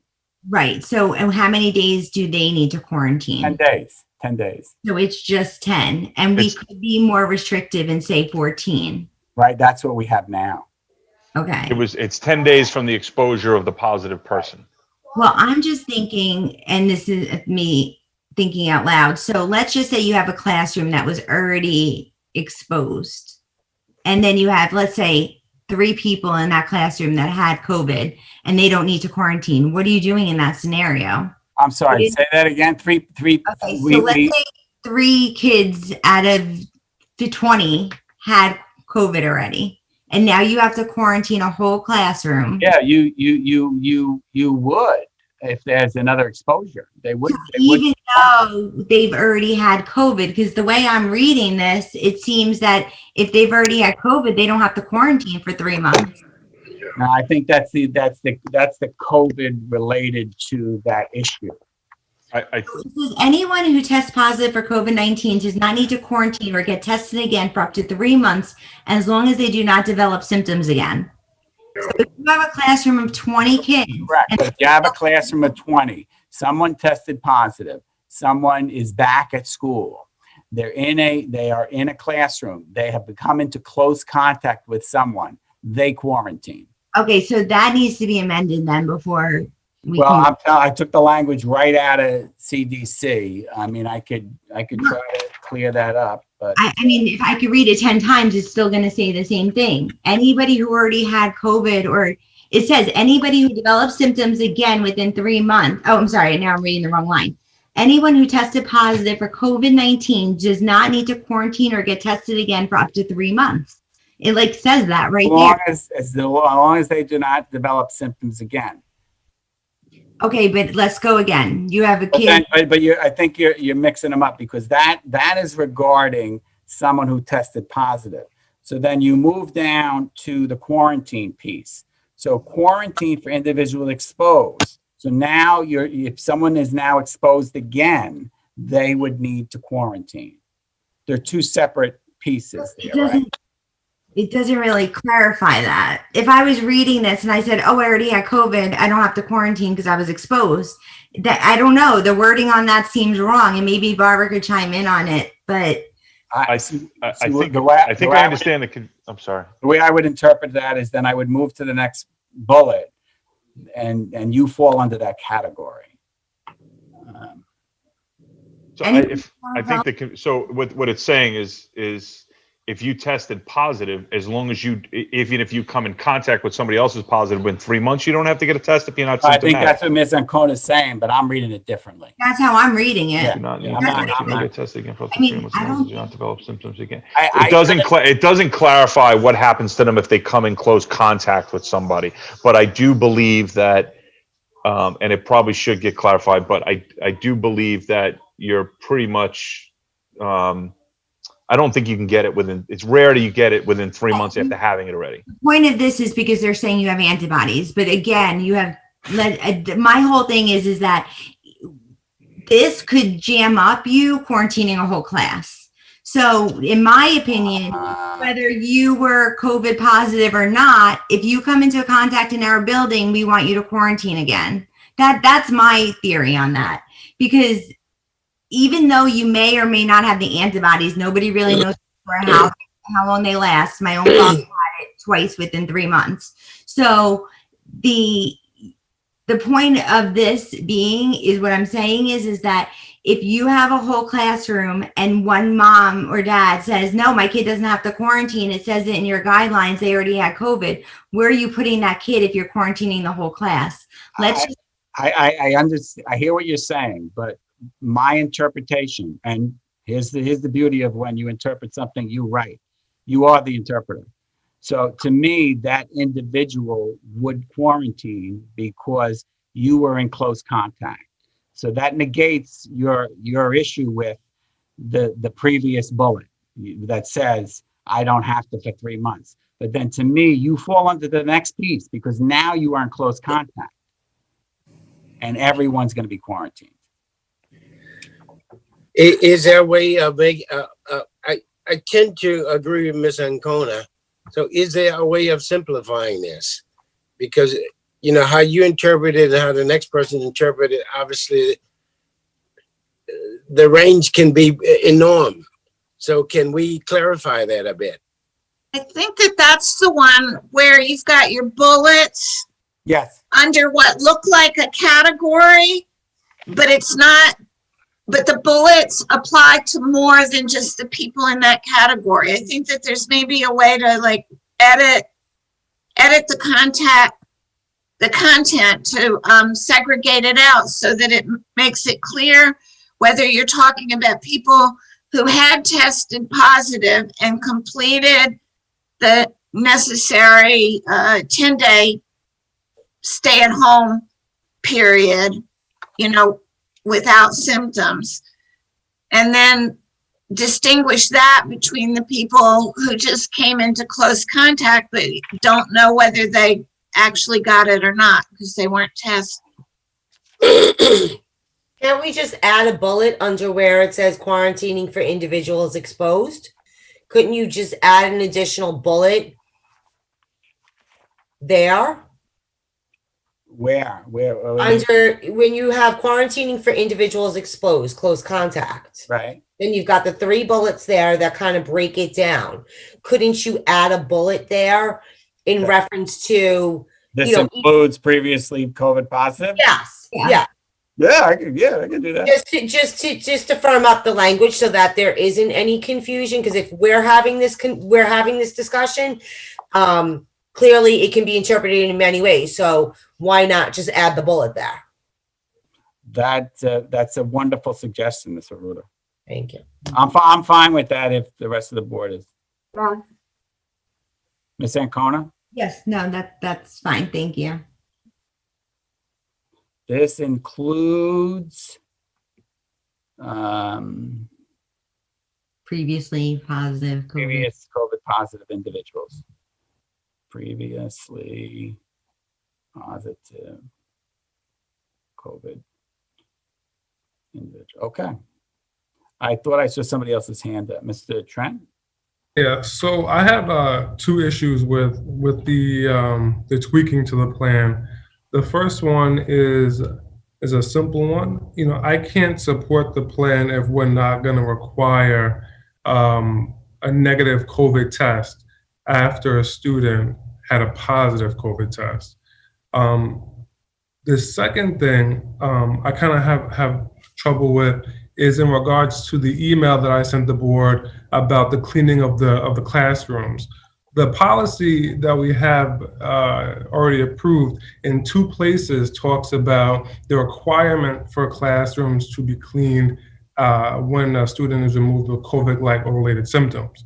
But in the email from Dr. Gianni, it's a little different than the guidance. So can we either, well, I'm recommending that we follow what's in the plan, that we clean after every student is removed from class, or can we just have the guidance reflect what Dr. Gianni sent us in the email? So, those are the 2 things that I would need, to have changed in order to, well, not change in order to support the plan, because, we know that, the conditions of the hospitals and the availability of the beds are increasing. We know that there are 2 new strains out, one more infectious than the other, and both more infectious than the original. We have the Bellport High School having positive cases every day for 2 or 3 weeks. And Dr. Gianni just made us aware of a couple of kids or students who continue to test positive for COVID without having symptoms. So if you just take that one example, we have allowed them to come back into the building, not requiring a negative test while being positive, all just because we want to take out this portion of in our policy. So I couldn't support this plan, without those 2 things being addressed. Can you point to the cleaning piece, Mr. Trent?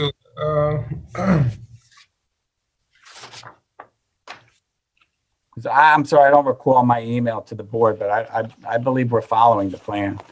Page 20 and page 18. Page 20. And what is the piece that you're referring, which bullet are you referring to? This is in the old plan that doesn't have your adjustments in it? Well, I didn't make any adjustments to cleaning and disinfecting. So the bottom of page 19. Okay. And 18. No, I'm sorry. The bottom of page 20. Page 20. Suspected or confirmed case of COVID. And page 18.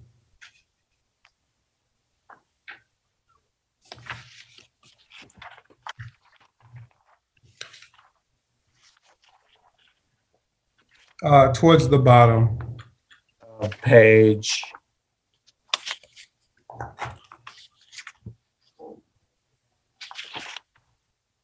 Are you? Where it says, are you talking about suspected or confirmed cases of COVID? What page are you on? I'm on page 21. Of the new plan or the old plan? Well, it's the old plan, but it could be page 20 of the old plan. It says the old plan, page 20, suspected or confirmed cases of COVID. Areas used by an individual who is suspect of COVID positive will be closed off, and outside doors and windows will be open to the extent practicable to increase air circulating air. So that's occurring. But I thought that wasn't being done. No, that's occurring.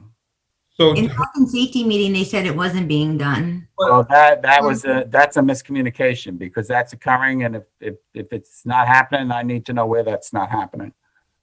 Cameron, wasn't it? It was in one of our emails, or the update. I think it was in the update where I didn't want to mention that because it's privileged and confidential, but it said in the beginning. I'm going to pull it up. Well, perhaps since it's the update, you want to confer with me afterwards. Sure. But let me tell the board that should be happening. And if it's not happening, please report it to me and I'll make sure it is happening. All the communications and conversations I have with the principals, that's happening. I've never heard otherwise.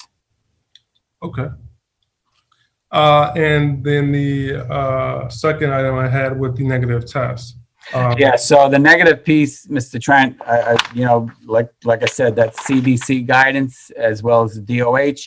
And as I also mentioned, the board has the authority to make the plan more restrictive, and that is within the board's purview to do. However, it is administration's recommendation to make that change.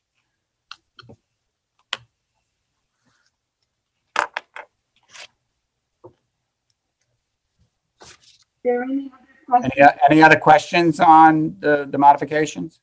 Other than the piece that I did add, I see Miss Ancona is raising her hand. I just have one thing, because we know that parents are still sending their kids to school sick. And like you said, this happened recently. So if the DOH is saying that they don't need a negative test because the antibodies, because they can come positive, which I know a lot of businesses are requiring staff to come back with negative tests, even if it is 4 months later. But can't we make it that if you're COVID positive, you can't return? And this might make Cameron even more comfortable, that you can't, instead of 10 days, make the COVID positive students and staff, their quarantine longer. So maybe not 14 days, maybe 21 days or something, or shorter than 3 months or 4 months.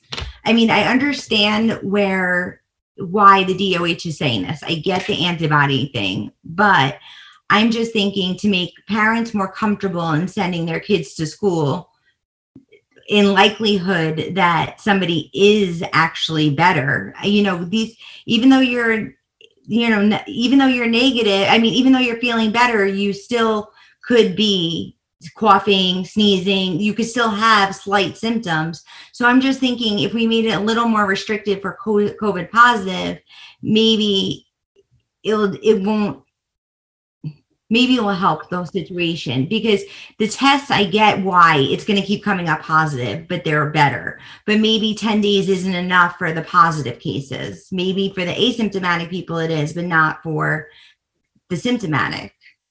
But Could we do, maybe clarify the language a little bit to say that someone who tests positive can't come back into school for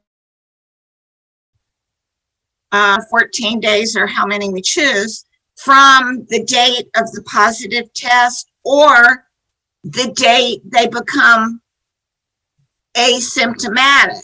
Get rid of the symptoms. You can't have symptoms. You can't come back with symptoms at all. But I think we're a little confused. But we want to have a period of time after having no symptoms. And that was why I was thinking, let's say we agreed on a 14-day period. So we could say, you can't come back until 14 days after you've tested positive, or you are no longer asymptomatic, whichever is later.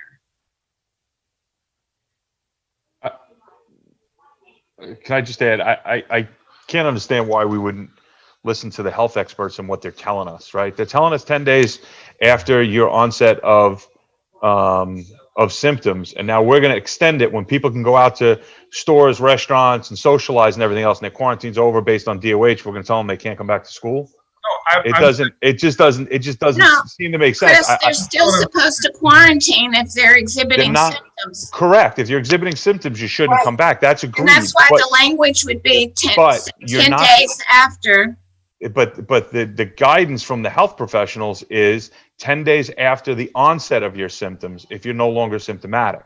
Okay, so that's talking about having a negative test. Yeah, but you can test negative for 3 months, Cameron. That's the doctors are all telling you. Our own doctor, I spoke to the Department of Health this week about it because, like I said, I have a kid who's got COVID. Okay, my son who's COVID positive is free from quarantine before the rest of us. I mean, that's what the health professionals are telling you. Why we're going to sit here and say we got to extend it by 4 days or whatever else just doesn't seem prudent for us to counter what the health professionals are telling us. The CDC says negative tests. New York State chose not to go with the CDC, just so you know. The CDC says that you need a negative test to come back. So I could cite it in everything if you'd like me to. Listen, I'm not going tit for tat for you. All I'm telling you is who we're responsible. That's the federal Great. government. So is Suffolk County DOH. You want to keep kids out longer. It makes no sense. It's a The health, point our own to be doctors, the safe doctors are telling in you. hospitals with low numbers. To keep my kids safe, yeah, I would say that. To keep your kids safe, yes, I would say that. It's to keep the staff safe, the kids safe, But and the doctors and the medical professionals are telling us it's safe. the CDC. Hold on just So we're a going to minute. pick and choose. So I'm going to say to you that 3 feet is safe based on the World Health Organization, right? We're going to go tit for tat on agencies. Hold it's on really silly. just a minute. Just a minute. This really was one portion of the modification that's being suggested. And what was identified was a little bit of some confusing language in the different bullet points. And there was a discussion, and Dr. Gianni's going to clarify that. This discussion right here is only how long does someone have to stay away from school if they've tested positive, and whether or not there should be a period of time after they're no longer symptomatic. And in some ways, Chris, it's similar to children that have had a fever, because it says they can come back as long as they've been fever-free without a fever reduction medication for at least 24 hours. I mean, that's in there for routine childhood illnesses already. And my point is that the health officials are saying you can test positive for up to 3 months after you are confirmed positive. So And that's not what we're talking about. But we're still talking about extending it and keeping kids out of school longer, and I can't support that. That's my point. I don't care if it's 4 days or 2 days. I mean, we're hearing from families who are stuck. They're stuck in their homes, and their quarantines are lasting 6 and 7 weeks because of technicalities. That's because of the current requirement of a second test that would be negative. Once you get rid of that, then the person comes back into school according to what is permitted by the Department of Health and the guidance. What? We're saying we're not going to listen to the Department of Health. We're going to add. No, that's not what they're saying. Because I think there was an understanding here that the elimination of the requirement of a second test makes sense given everything that we know now from all the guidances. And that's being recommended by Dr. Gianni. Do we have an understanding on that particular issue? No, my position is simple. I'm not going to support the plan if there's no second negative test. Okay, Right. so Mr. Trent does not agree to eliminate the second test. Does anybody else have an objection to the second test? Ms. Felice, you had your hand up. I had my hand up, not necessarily about the second test, but I do have. And I'm just trying to narrow this because we're starting to get a lot of back and forth, and it can devolve into not getting something accomplished. So let's focus on the second test. Well, it's in the same paragraph. I support remaining at 14 days for the quarantine and not reducing it to 10. I don't care what the OPT said. Our county's numbers are escalating at an alarming rate. And the more we bring more students back into school, the more exposure we can. Okay, so that's going to be issue number 2 that I want to get to after we clarify the second test requirement. That administration is recommending that we eliminate that. And he gave the reasons why based upon the school doctor and the local Department of Health and all of that. And Mr. Trent has said he can't agree with that. Is there anybody else who could not agree with that? It looks like there's a consensus with regard to eliminating the requirement of the second test. So now we're looking at what is the quarantine requirement? And there have been changes since we did our reopening plan because when you look at like the travel advisories, it's gone down to 10 days. We're currently at 14. Ms. Felice and I believe Ms. Ancona do not want to go below the 14-day period. Is that correct? Correct. And I'm not sure about anybody else. Mr. Parker, you would say do not do not go down from 14 days. I'm comfortable staying at 14 days. 14 days, 14 days. especially when you're talking about school days. You're only All talking right. about a couple of school days, so All 14. right.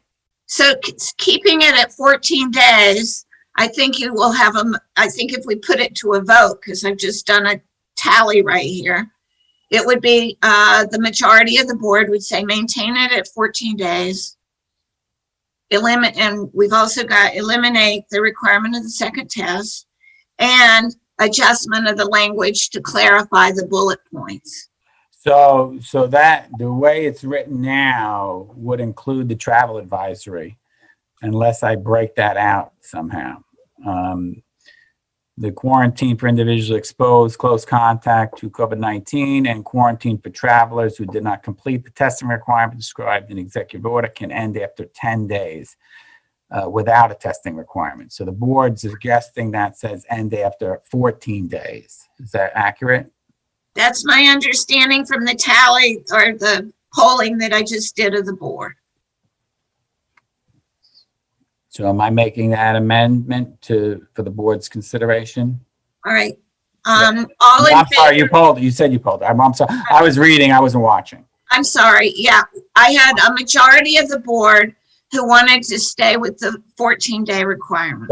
So just so we're all clear, that one highlighted bullet regarding quarantine for individuals exposed, I have changed. It can end after 14 days without a testing requirement if no symptoms have been reported during the quarantine period. I'm accurate? Yes. Okay. That would work. Okay.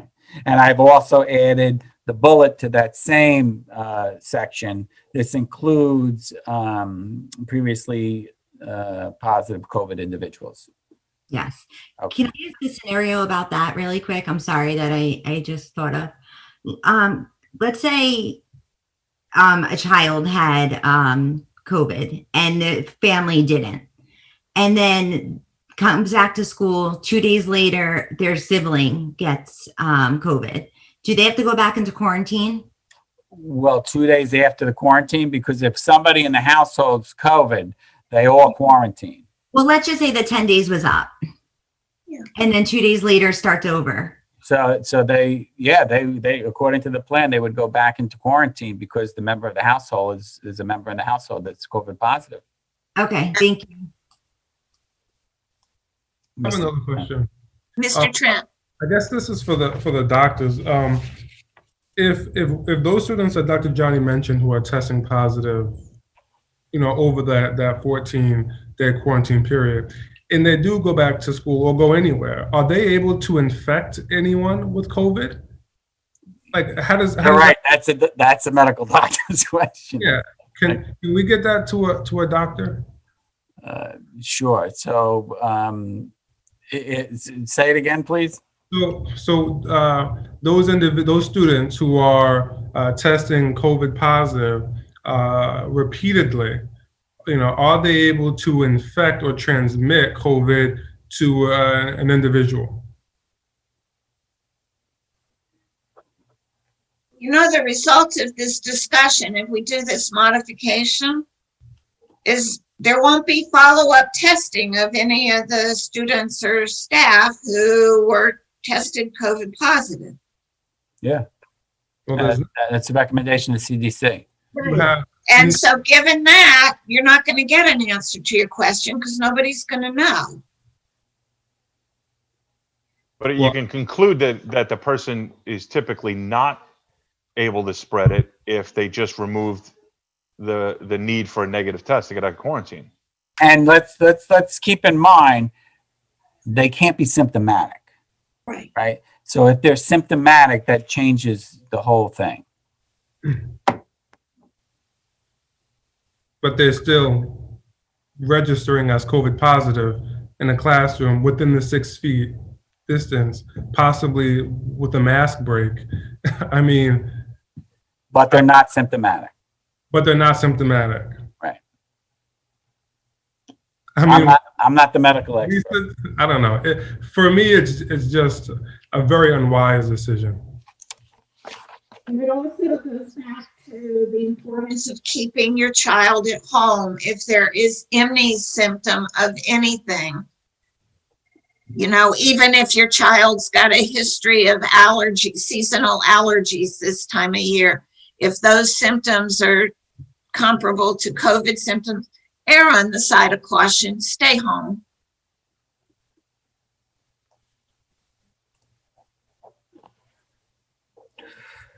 Okay, so I want to amend my recommendation to make the changes as listed in the reopening plan with the following modifications.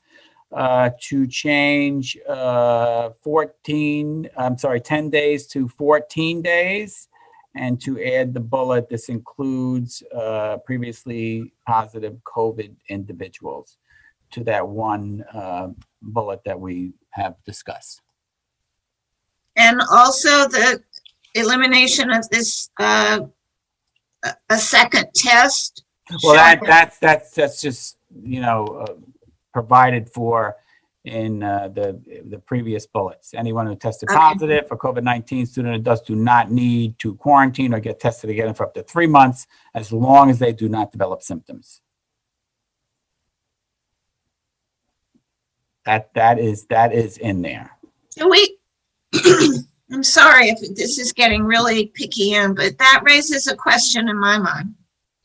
Do we want to limit it to 3 months? You know, why not just say that you don't have to get a negative test in order to return if you have gone beyond the 14 days from being either tested or having symptoms?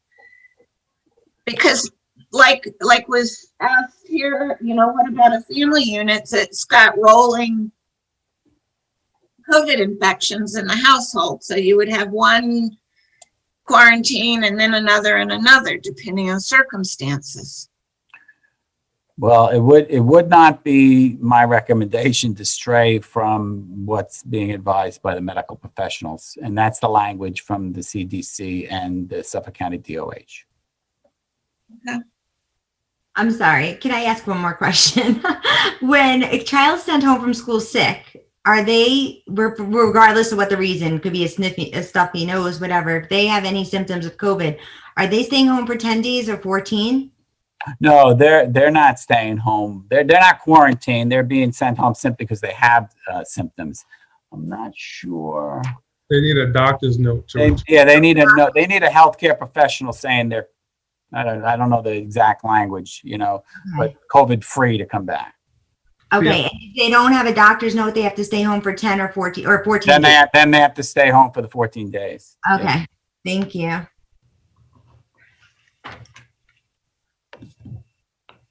I don't recall if you got a motion, President Hayes.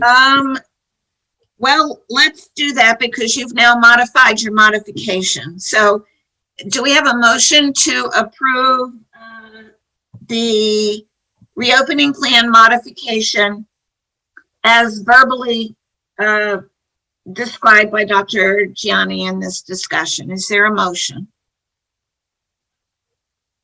Ms. Aruda, is there a second? Ms. Felice? Further questions or discussions? Seeing Discussion. not, okay. I just want to note it for the record that I object to the board not taking the advice of the medical professionals and not reducing the quarantine time to 10 days from 14. Thank you.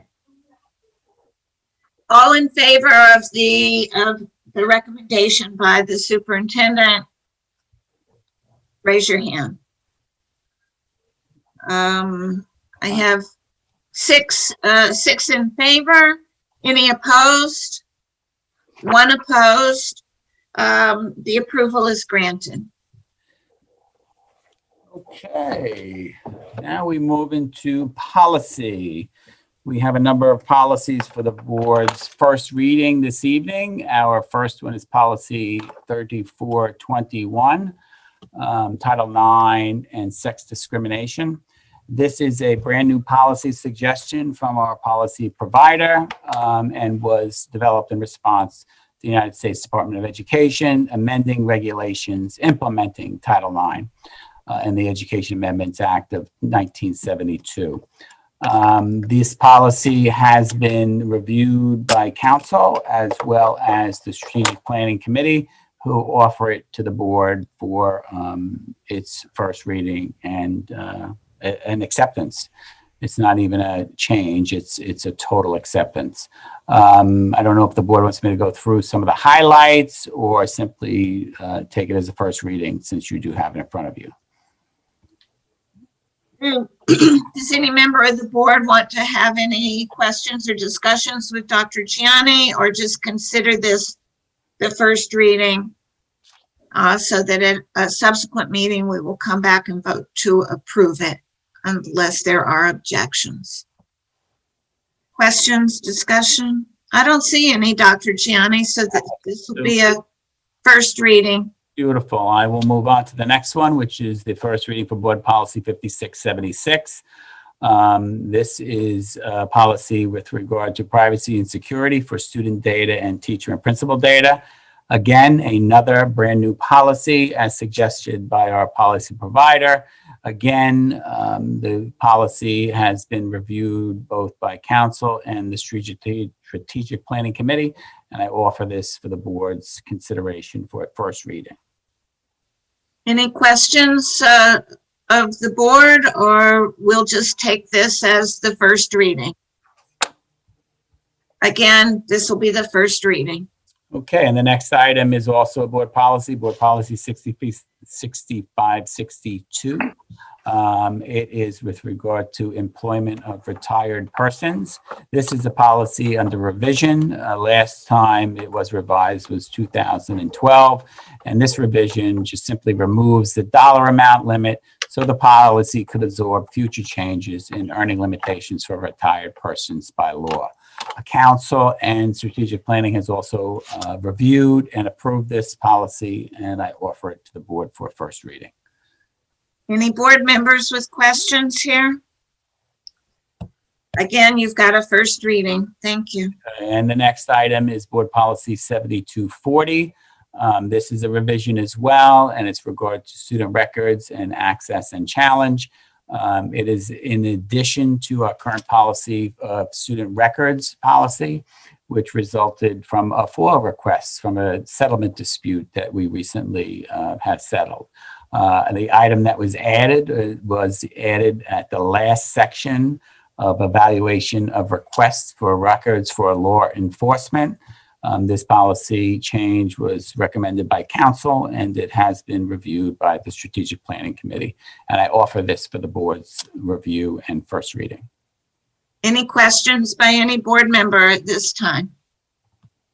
None. Then we'll consider that as the first reading. Okay, and the next policy, Policy 7330, is also in a similar result of revision. It is for searches and interrogations of students. This also has an added item in the last section with regard to records maintenance.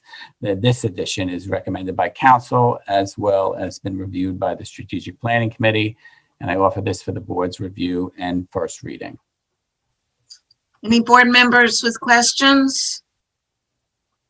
Seeing none, we have a first reading of this policy also. Okay, that concludes our items for discussion. I would ask that we do have a presentation in curriculum agenda items, but prior to moving to that, I would ask that the board, actually administration will recommend approval of items G1 and G2. So we can get that out of the way. And I offer that for the board's hopefully motion to approve, and then we will go to G3. All right, I need a motion to approve items G1 and G2. Ms. Felice and Ms. Aruda second. Questions or discussion? Seeing none, all in favor approving items G1 and G2. I think I saw all hands raised except Ms. Ancona. You've got just a photo there now, but that would be 6 yes and 6 yes, and I think 1 absent for the vote. Okay.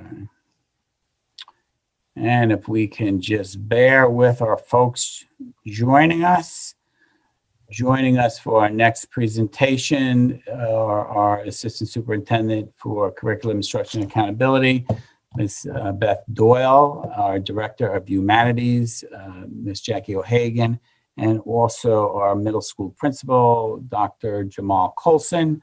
And we have an exciting program that we want to introduce to you and ask the board to act on in the business section in the form of a memorandum of agreement. And I am going to invite first Miss Beth Doyle to start that off. And Miss Doyle is shown as Mike. So I'm going to change that as Mike presents.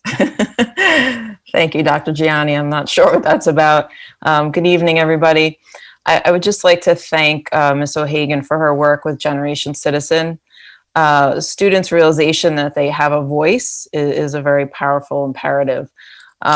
This really aligns with the state's culturally responsive sustaining education framework with board goals with respect to equity and education.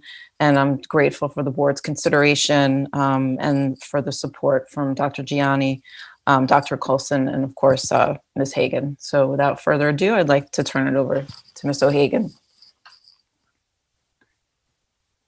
Thank you so much. Can you hear me okay? We can. Great. Thank you so much. Good evening. Thank you, Dr. Gianni. Thank you, Ms. Doyle. Thank you to the Board of Education for this opportunity to present to you some really exciting information about Generation Citizen at Bellport Middle School. Thank you to Jack, too, because a lot of this presentation is about student voice. So we're really appreciative of your voice and input. So thank you, too. I'm going to share my screen right now.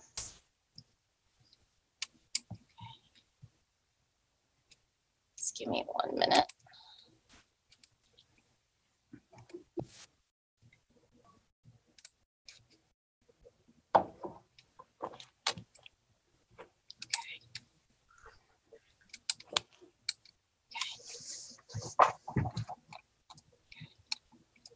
Can everybody see it okay? Okay, great. Thank you so much. Okay. So just really thinking about, this past year between the ongoing pandemic to economic uncertainty, to the election campaigns, to racism, to social justice, there's so much going on in the world. Exactly what Mr. White said before when he spoke before, he was working on his US history lessons, and tomorrow he's going to change that from what happened today. And our kids are living this, and they're living it every single day. And our kids have voice, and their voice matters. And it's so important that we give them that opportunity to voice their opinions and to make a difference in this world and to make a positive impact in this world. And just like this quote says, it's a student who went through Generation Citizen, and she's saying, truth be told, my voice matters, right? And I can make a difference in this world. And that's really everything about Generation Citizen and everything that we're doing right now with the work of problem-based learning. And our teachers are really the drivers of it, and they're doing a phenomenal job, and our kids are doing a phenomenal job about this. So Generation Citizen really is a continuation of our problem-based learning initiative. So we were really excited when they contacted us. So we're gonna go through some of kind of the details about Generation Citizen. So just thinking about, these incredible Board of Education priorities, Generation Citizen and problem-based learning align so much with the Board of Ed priorities. Thinking about equity in education, we have the opportunity now to do a really engaging project for the entire 7th grade and providing students equitable opportunity to engage in real life projects that will help our South Country community. Thinking about remote teaching and learning, right? So Generation Citizen provides many resources for our teachers to use, but our teachers can kind of pick and choose what they want to use and really what's best for their classroom. So they provide an abundance of resources that they can use for the remote setting and learning.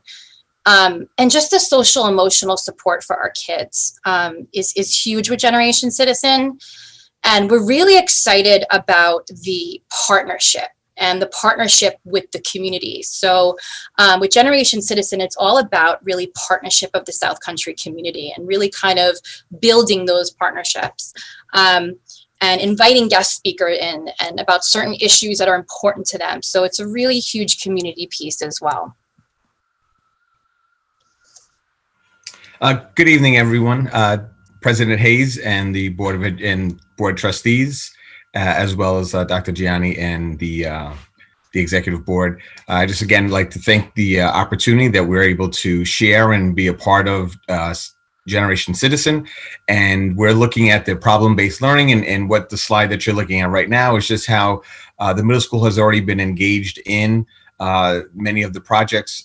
You see Mrs. Bevan there, one of our lead social studies teachers, that we were able to host neighboring schools to be able to, neighboring districts to collaborate with us, and they came and walked around the middle school and saw some of the students working. Obviously, there's no mask there. This was all pre-pandemic.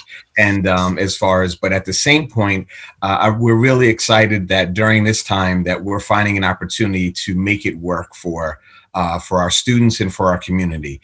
Not simply just, being confronted with the problems of the pandemic and the challenges, but this is an opportunity for us to further the work that's already been created. And as Mrs. O'Hagan shared, that it really aligns with the board priorities.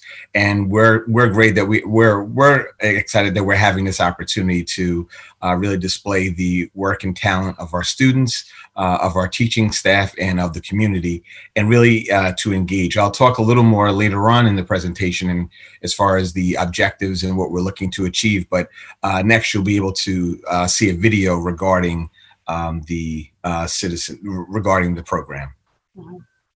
Thanks, Dr. Coulson. And, and to your point, looking at these pictures, it really is driven by the teachers and our students, and they're producing such powerful work.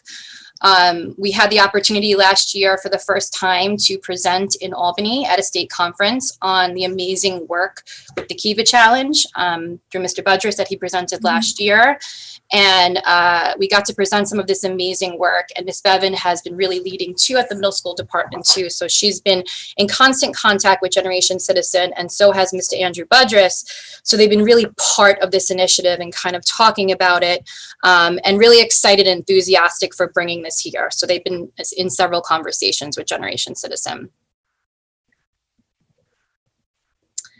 Okay, so we're just going to play a brief kind of video, and it gives you an overview of Generation Citizen.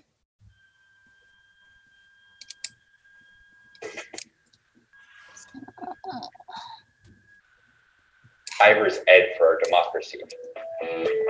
We want kids to learn civics by getting their hands dirty, by actually taking action on issues they care about. We partner college volunteers, who we call democracy coaches, with middle and high school teachers to implement this action civics curriculum, where young people take action on issues they care about, whether it's teen jobs, public transit, and then they actually meet with public officials, take real action in their communities. At the same time, we're working ourselves to influence decision makers and lawmakers so that they pass legislation that will allow action civics to be something that more schools, cities, and states demand. Since founding Generation Citizen in 2009, we've worked with over 20,000 students in Providence, Rhode Island, where we were founded, Boston, New York, and the San Francisco Bay Area.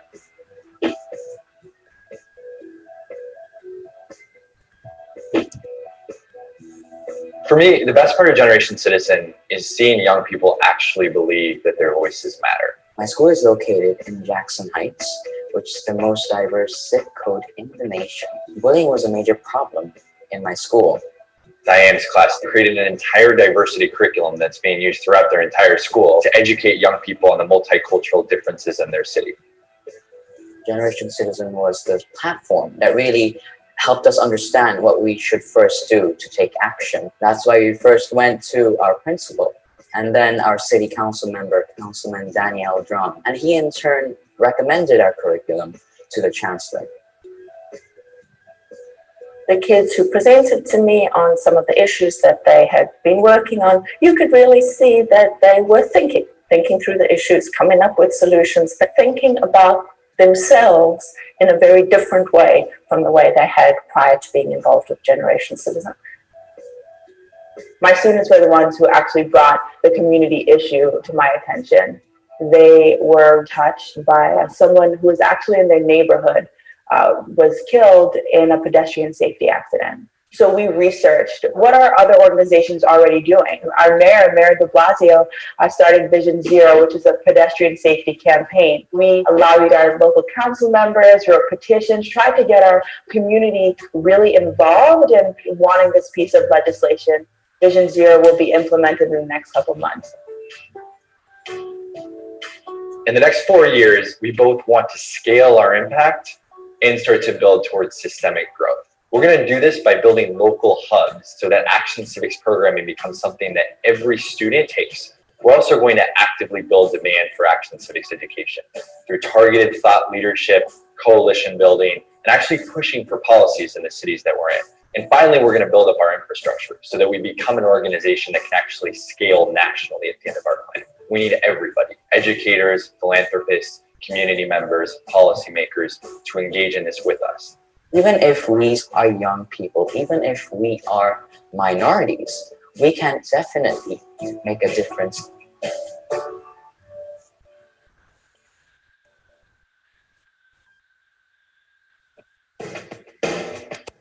The statistics show that I believe on the next slide there. No.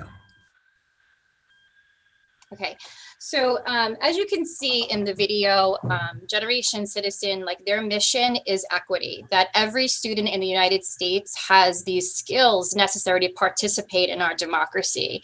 And that our kids will be informed, educated, democratic citizens. And they call them change makers. And you know that they are the difference in this world, that they make the positive impact, and they are their future, you know, and civics action and the youth is our future. And that's really at the heart of their mission. And that's really the heart of what they believe in. Okay, so when I went to several workshops in Generation Citizen, me and a few of the social studies teachers went to their workshops, and the potential partnership that we would have with them is they would work first with our middle school social studies teachers. Okay, we would implement a grade level 7th grade project after February break and early spring. So that's when they would do like the launch. So it really is important to note that it would be a continuation of what the middle school has been doing already in terms of 1 grade level project, and we move that up to the high school. So what they're going to help us do is kind of modify our project and help us to really build ways to invest the community in and really help us with that advocacy piece and help us do it virtually, you know, in a remote setting too. And so our teachers can kind of implement it and do it with their guidance and support.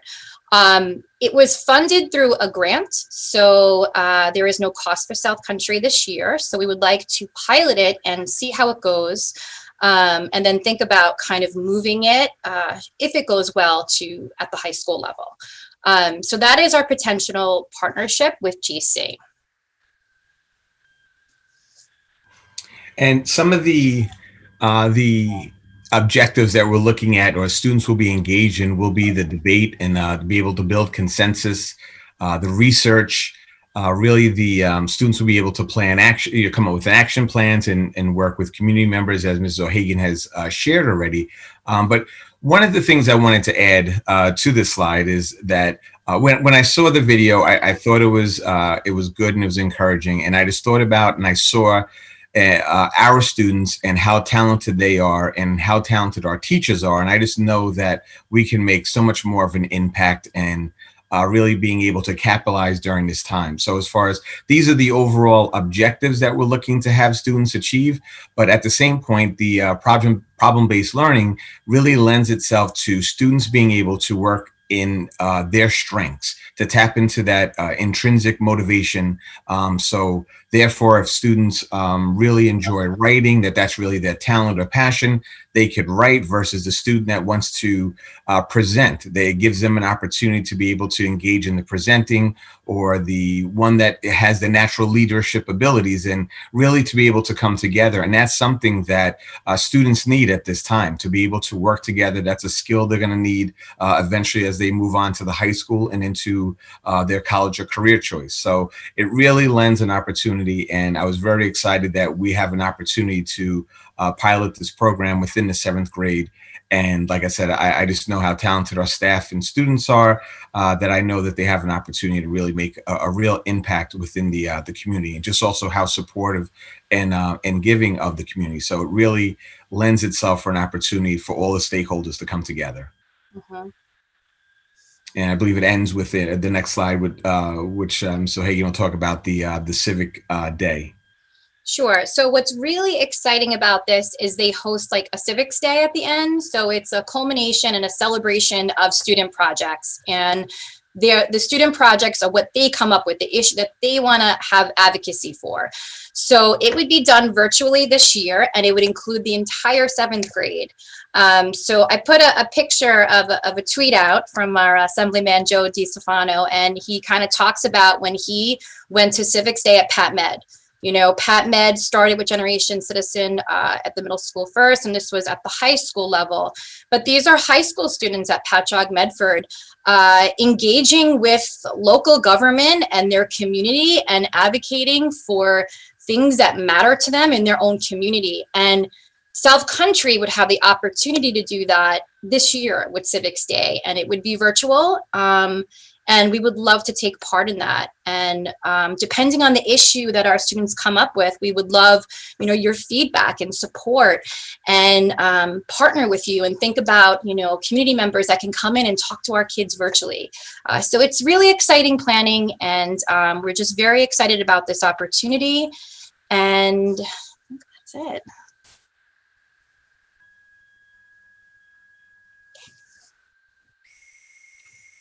Yes, thank you.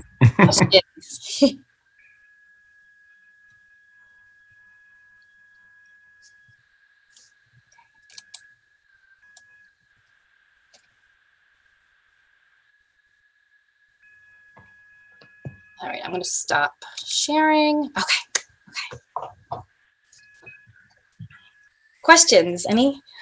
I want to thank you for your presentation and for finding out more about this program. I know Mr. Parker had become aware of the program some time ago, and it seemed to be very timely with regard to what you're doing in terms of some curriculum development and engagement for our students. And I want to thank you for making this work out. Thank you, Ms. Hayes, and thank you for bringing it up. I was going to mention that too, Mr. Parker. Thank you for bringing that up about Generation Citizen. Researching it and talking with them, we're really excited about it, the potential partnership. Mr. Trent, you have a question? I do have a question. Is this going to be offered to all 7th graders, or will it be just? Okay. So that was huge for us. You know, when kind of talking to Generation Citizen, we really wanted it to have the entire 7th grade. So there was that equity piece. We've been really moving in the direction when doing these PBLs, having the entire grade be part of it in every course. So that was something that was really important to us. And they're going to primarily work with our lead social studies teacher at the middle school, Megan Bevan, but we're going to turnkey that work. So Megan and I will do the trainings, and then we're going to turnkey it to the social studies department so that all students can take part in this project. And you said there is going to be a civic day this year? Yes. So we're getting the details. We'll give you all the information. It will be virtual. It might be a little different than prior civics days, but I think it's such a great opportunity. So we're going to go through a couple of meetings with Generation Citizen. They're going to give us the details for that, so we can share all that information with you. And you said your hope is next year to move it into the high school? So, you know, I think it's really great when these initiatives come from the teachers. And, you know, Andrew Budress was really passionate about kind of talking to you know, PBL is happening at the high school too. So he was part of these meetings. I looped him into.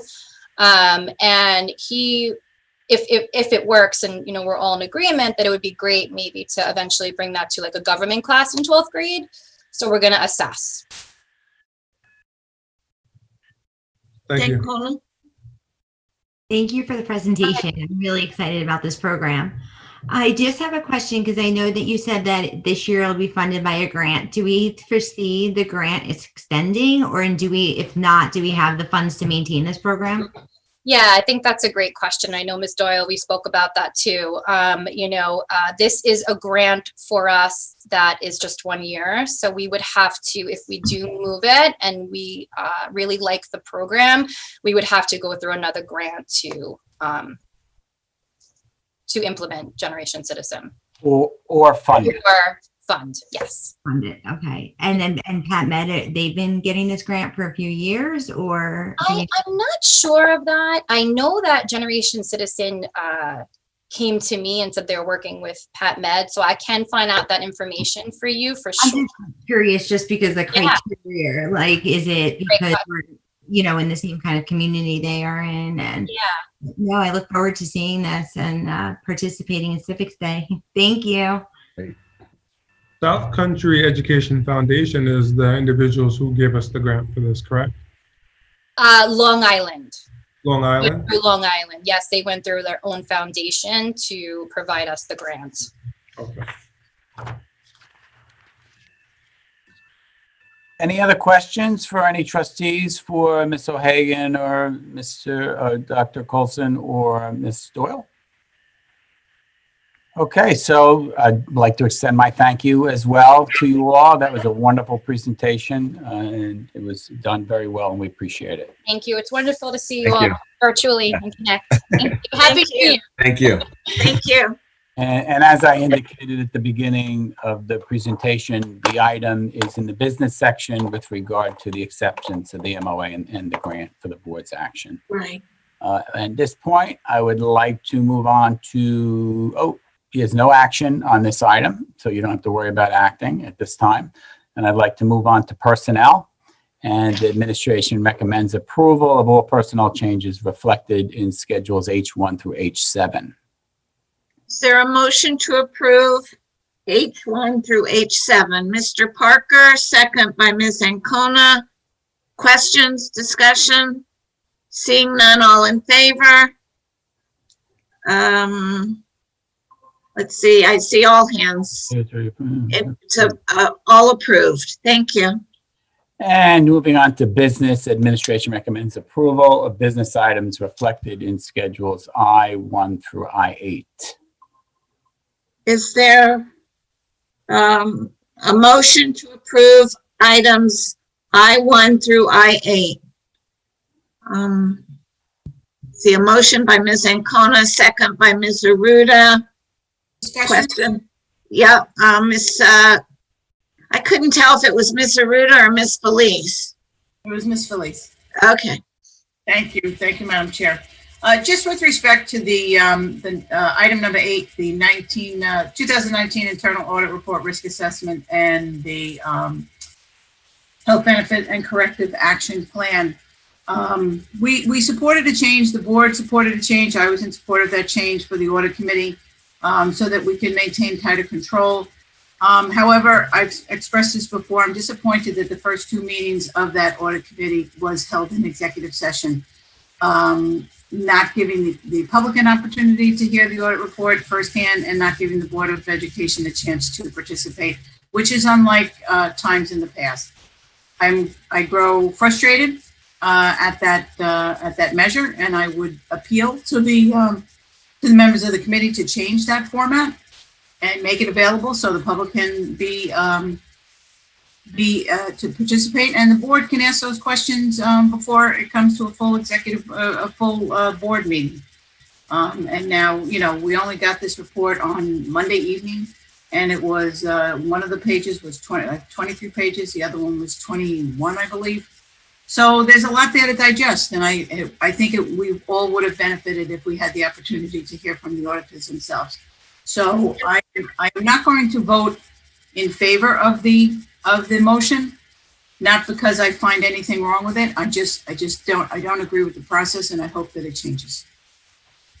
Okay, I think we just did a motion and a second for the group of items. But if you are opposing one of those items, that could affect your vote on all the others. So should we unwind the motion in the second and go back and just break it out? Yeah. That would be the way to handle it, I think. Now, let's see, Miss. Then the motion could just be for 1 through 7. The motion, yeah, but the motion was made by Ms. Root, I think. No? Might have been me. Yeah, I think I seconded. Ms. Okay. Ancona. Ms. Flynn, who made the motion? It's Ms. Ancona. Ms. Ancona, and it was seconded by Ms. Aruda? Yes.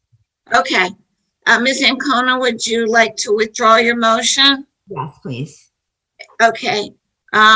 So now we will start over. And administration recommends approval of business items reflected in schedules I-1 through I-7. Okay. Is there a motion to approve I-1 through I-7? I see Ms. Ancona and Mr. Trent is second. Questions or discussion about I-1 through I-7? Mr. Trent? You're on mute. You're muted. Can you just talk a little bit about Dr. Gianni, number 7? I think that is a little bit of news worth sharing. Yeah, so that is an agreement with the National Federal High School Athletic Association with regard to Network School Broadcast Program. And it is the acceptance of 2 cameras. I'm not sure where they're going to be located, but my understanding is the location is 1 indoor and 1 outdoor. But we do, so the boards know, we do need to be cognizant of Title IX, and we have to provide equal access to both. So those locations we do need to look at. But what that program is the ability to broadcast our games without anyone there.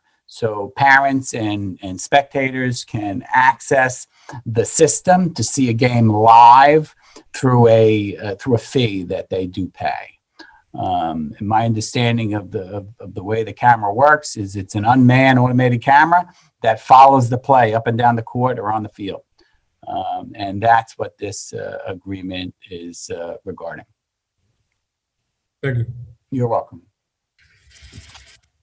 All in favor of approving items I-1 through I-7? It's unanimously approved. And administration recommends approval of business item I-8. Is there a motion to approve I-8? Mr. Trent and Ms. Ancona second. Questions or discussion? And I just want to speak to Ms. Felicia's request and comment. There's 2 ways the board can address that. Simply make the entire board the audit committee to be able to review that, or by board policy, the board can authorize all board members to attend executive sessions of the audit committee. And perhaps that might be the easiest. Just figure that out and do a blanket resolution to allow all board members to attend those meetings. I have absolutely no problem with it, and I'm sure administration has absolutely no problem with it, and I doubt the board would have a problem with that either. Okay, so instead of having the discussion on those 2 options right now, let's just conclude, if the board is willing to approve this item, and then we can come back for discussion about any modifications we want to make in our audit committee. Okay, works for me. Okay, so all in favor of approving items I-8? All in favor? And any opposed?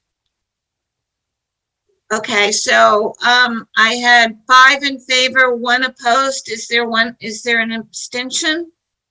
Or Mr. Parker, I couldn't determine what your vote was.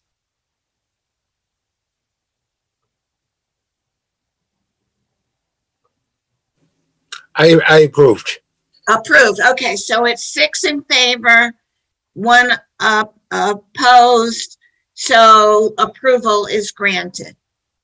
And then with regard to what, if any, modifications we want to make with regard to our audit committee, does the board want to think about it and have a discussion next time? Can we put it on the agenda for next time? Okay, I think that's it's an easy resolution for tonight, so thank you for that suggestion. Thank you. Okay, and I think now we enter into public commentary for non-agenda items. And as I recall, our district clerk indicated that we did have one. So I'd like to invite her in to read that comment. Thank Yes, you. we have one non-agenda email from an Anthony Peditella. Just wanted to let the board know first that this email was timely, even though the writer thought it was late since we changed the deadline from noon on Mondays to Wednesday of the board meeting. I know I missed the deadline for tonight's meeting. I would still like to express to the Board of Education that my family's desire is for our children to compete and for all sports to begin as scheduled on March 1st. I would ask the Board of Education to take action and express our community's desire to Section 11 and New York State Public High School Athletic Association. Best, Anthony T. Peditella. Thank you. Right. Thank you, Mrs. Glenn. You're welcome. I think we're down to closing remarks. Yeah. Okay, let's see. How about Jack Frankie? All right. Thank you very much, Madam President. So, as our students are beginning to fully return, I see it not just as a return to school, but really a return to our second home.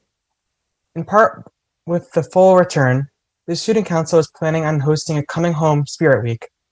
4 days, full of school spirit and goodie bags for all of our students to show how we are one big family. Belford High School and the South Country community as a whole has been through a lot. I look forward to seeing all of my teachers and my peers together. I look forward to the time when there's no virus. But until that time, I'm quite confident in our district's faculty and students alike.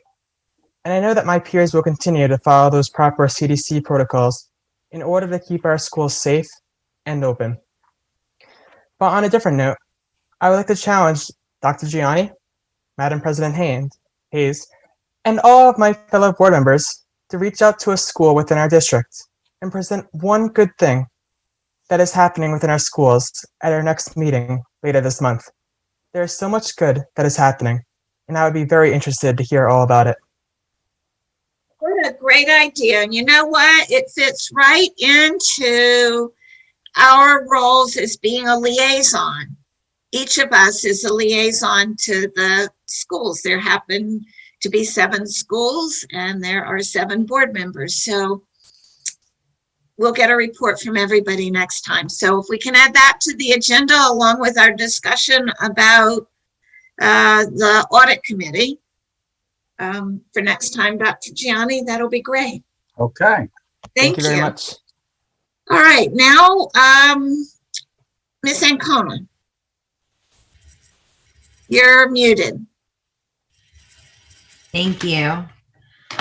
So I wanted to, in light of some controversy on Facebook recently with multiple people, I would like to see if we can really work on a social media policy for our staff and our volunteers, and appropriate conduct of some sort, because it's not even just that, it's community, our community in whole.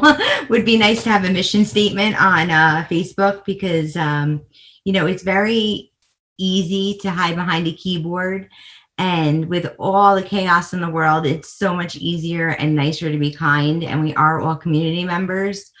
And racism is an issue in our community, unfortunately, and ensuing violence and hate is not the way we want our community represented. And we have wonderful things going on here that we don't need to be in the news for things like that.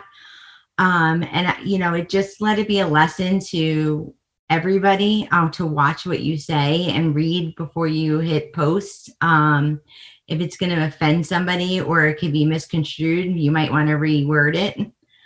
And I wanted to congratulate Madison and Bobby on their Suffolk Zone Award. And that's it. Just have a great night. Thank you. Thank you. Ms. Aruda? I agree with Ms. Ancona when it comes to social media, whether we are looking at our students, our staff, our community, our board. I do think it's very important that we utilize social media for the positives that it can bring, because there are positive things that it can bring.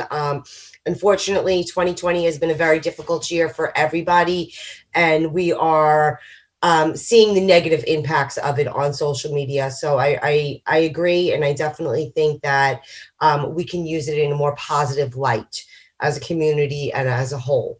And congratulations to our recipients.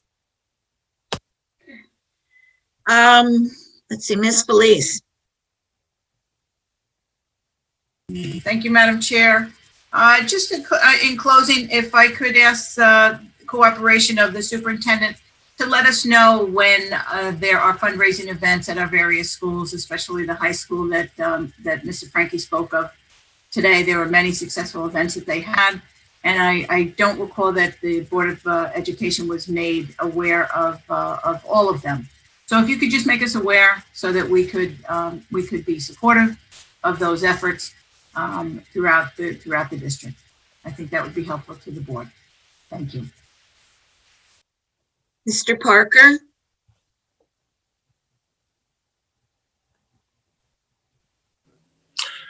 I have nothing this evening. Okay. Mr. Puccini?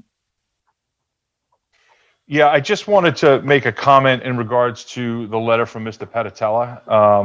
I did recommend back in the fall that the board discuss, and if agreed, possibly send a letter to Section 11 stating our feelings on return to sports. I believe our community, and especially our scholar athletes, deserve to know where we are as a board, and if we agree that sports should resume as scheduled right now by the state in Section 11, I should say. I think we should let them know that and possibly write a letter to Section 11 supporting that. Thank you. Mr. Trent? You're muted. I don't have anything in regards to closing comments, but I do have something to ask before we end the meeting.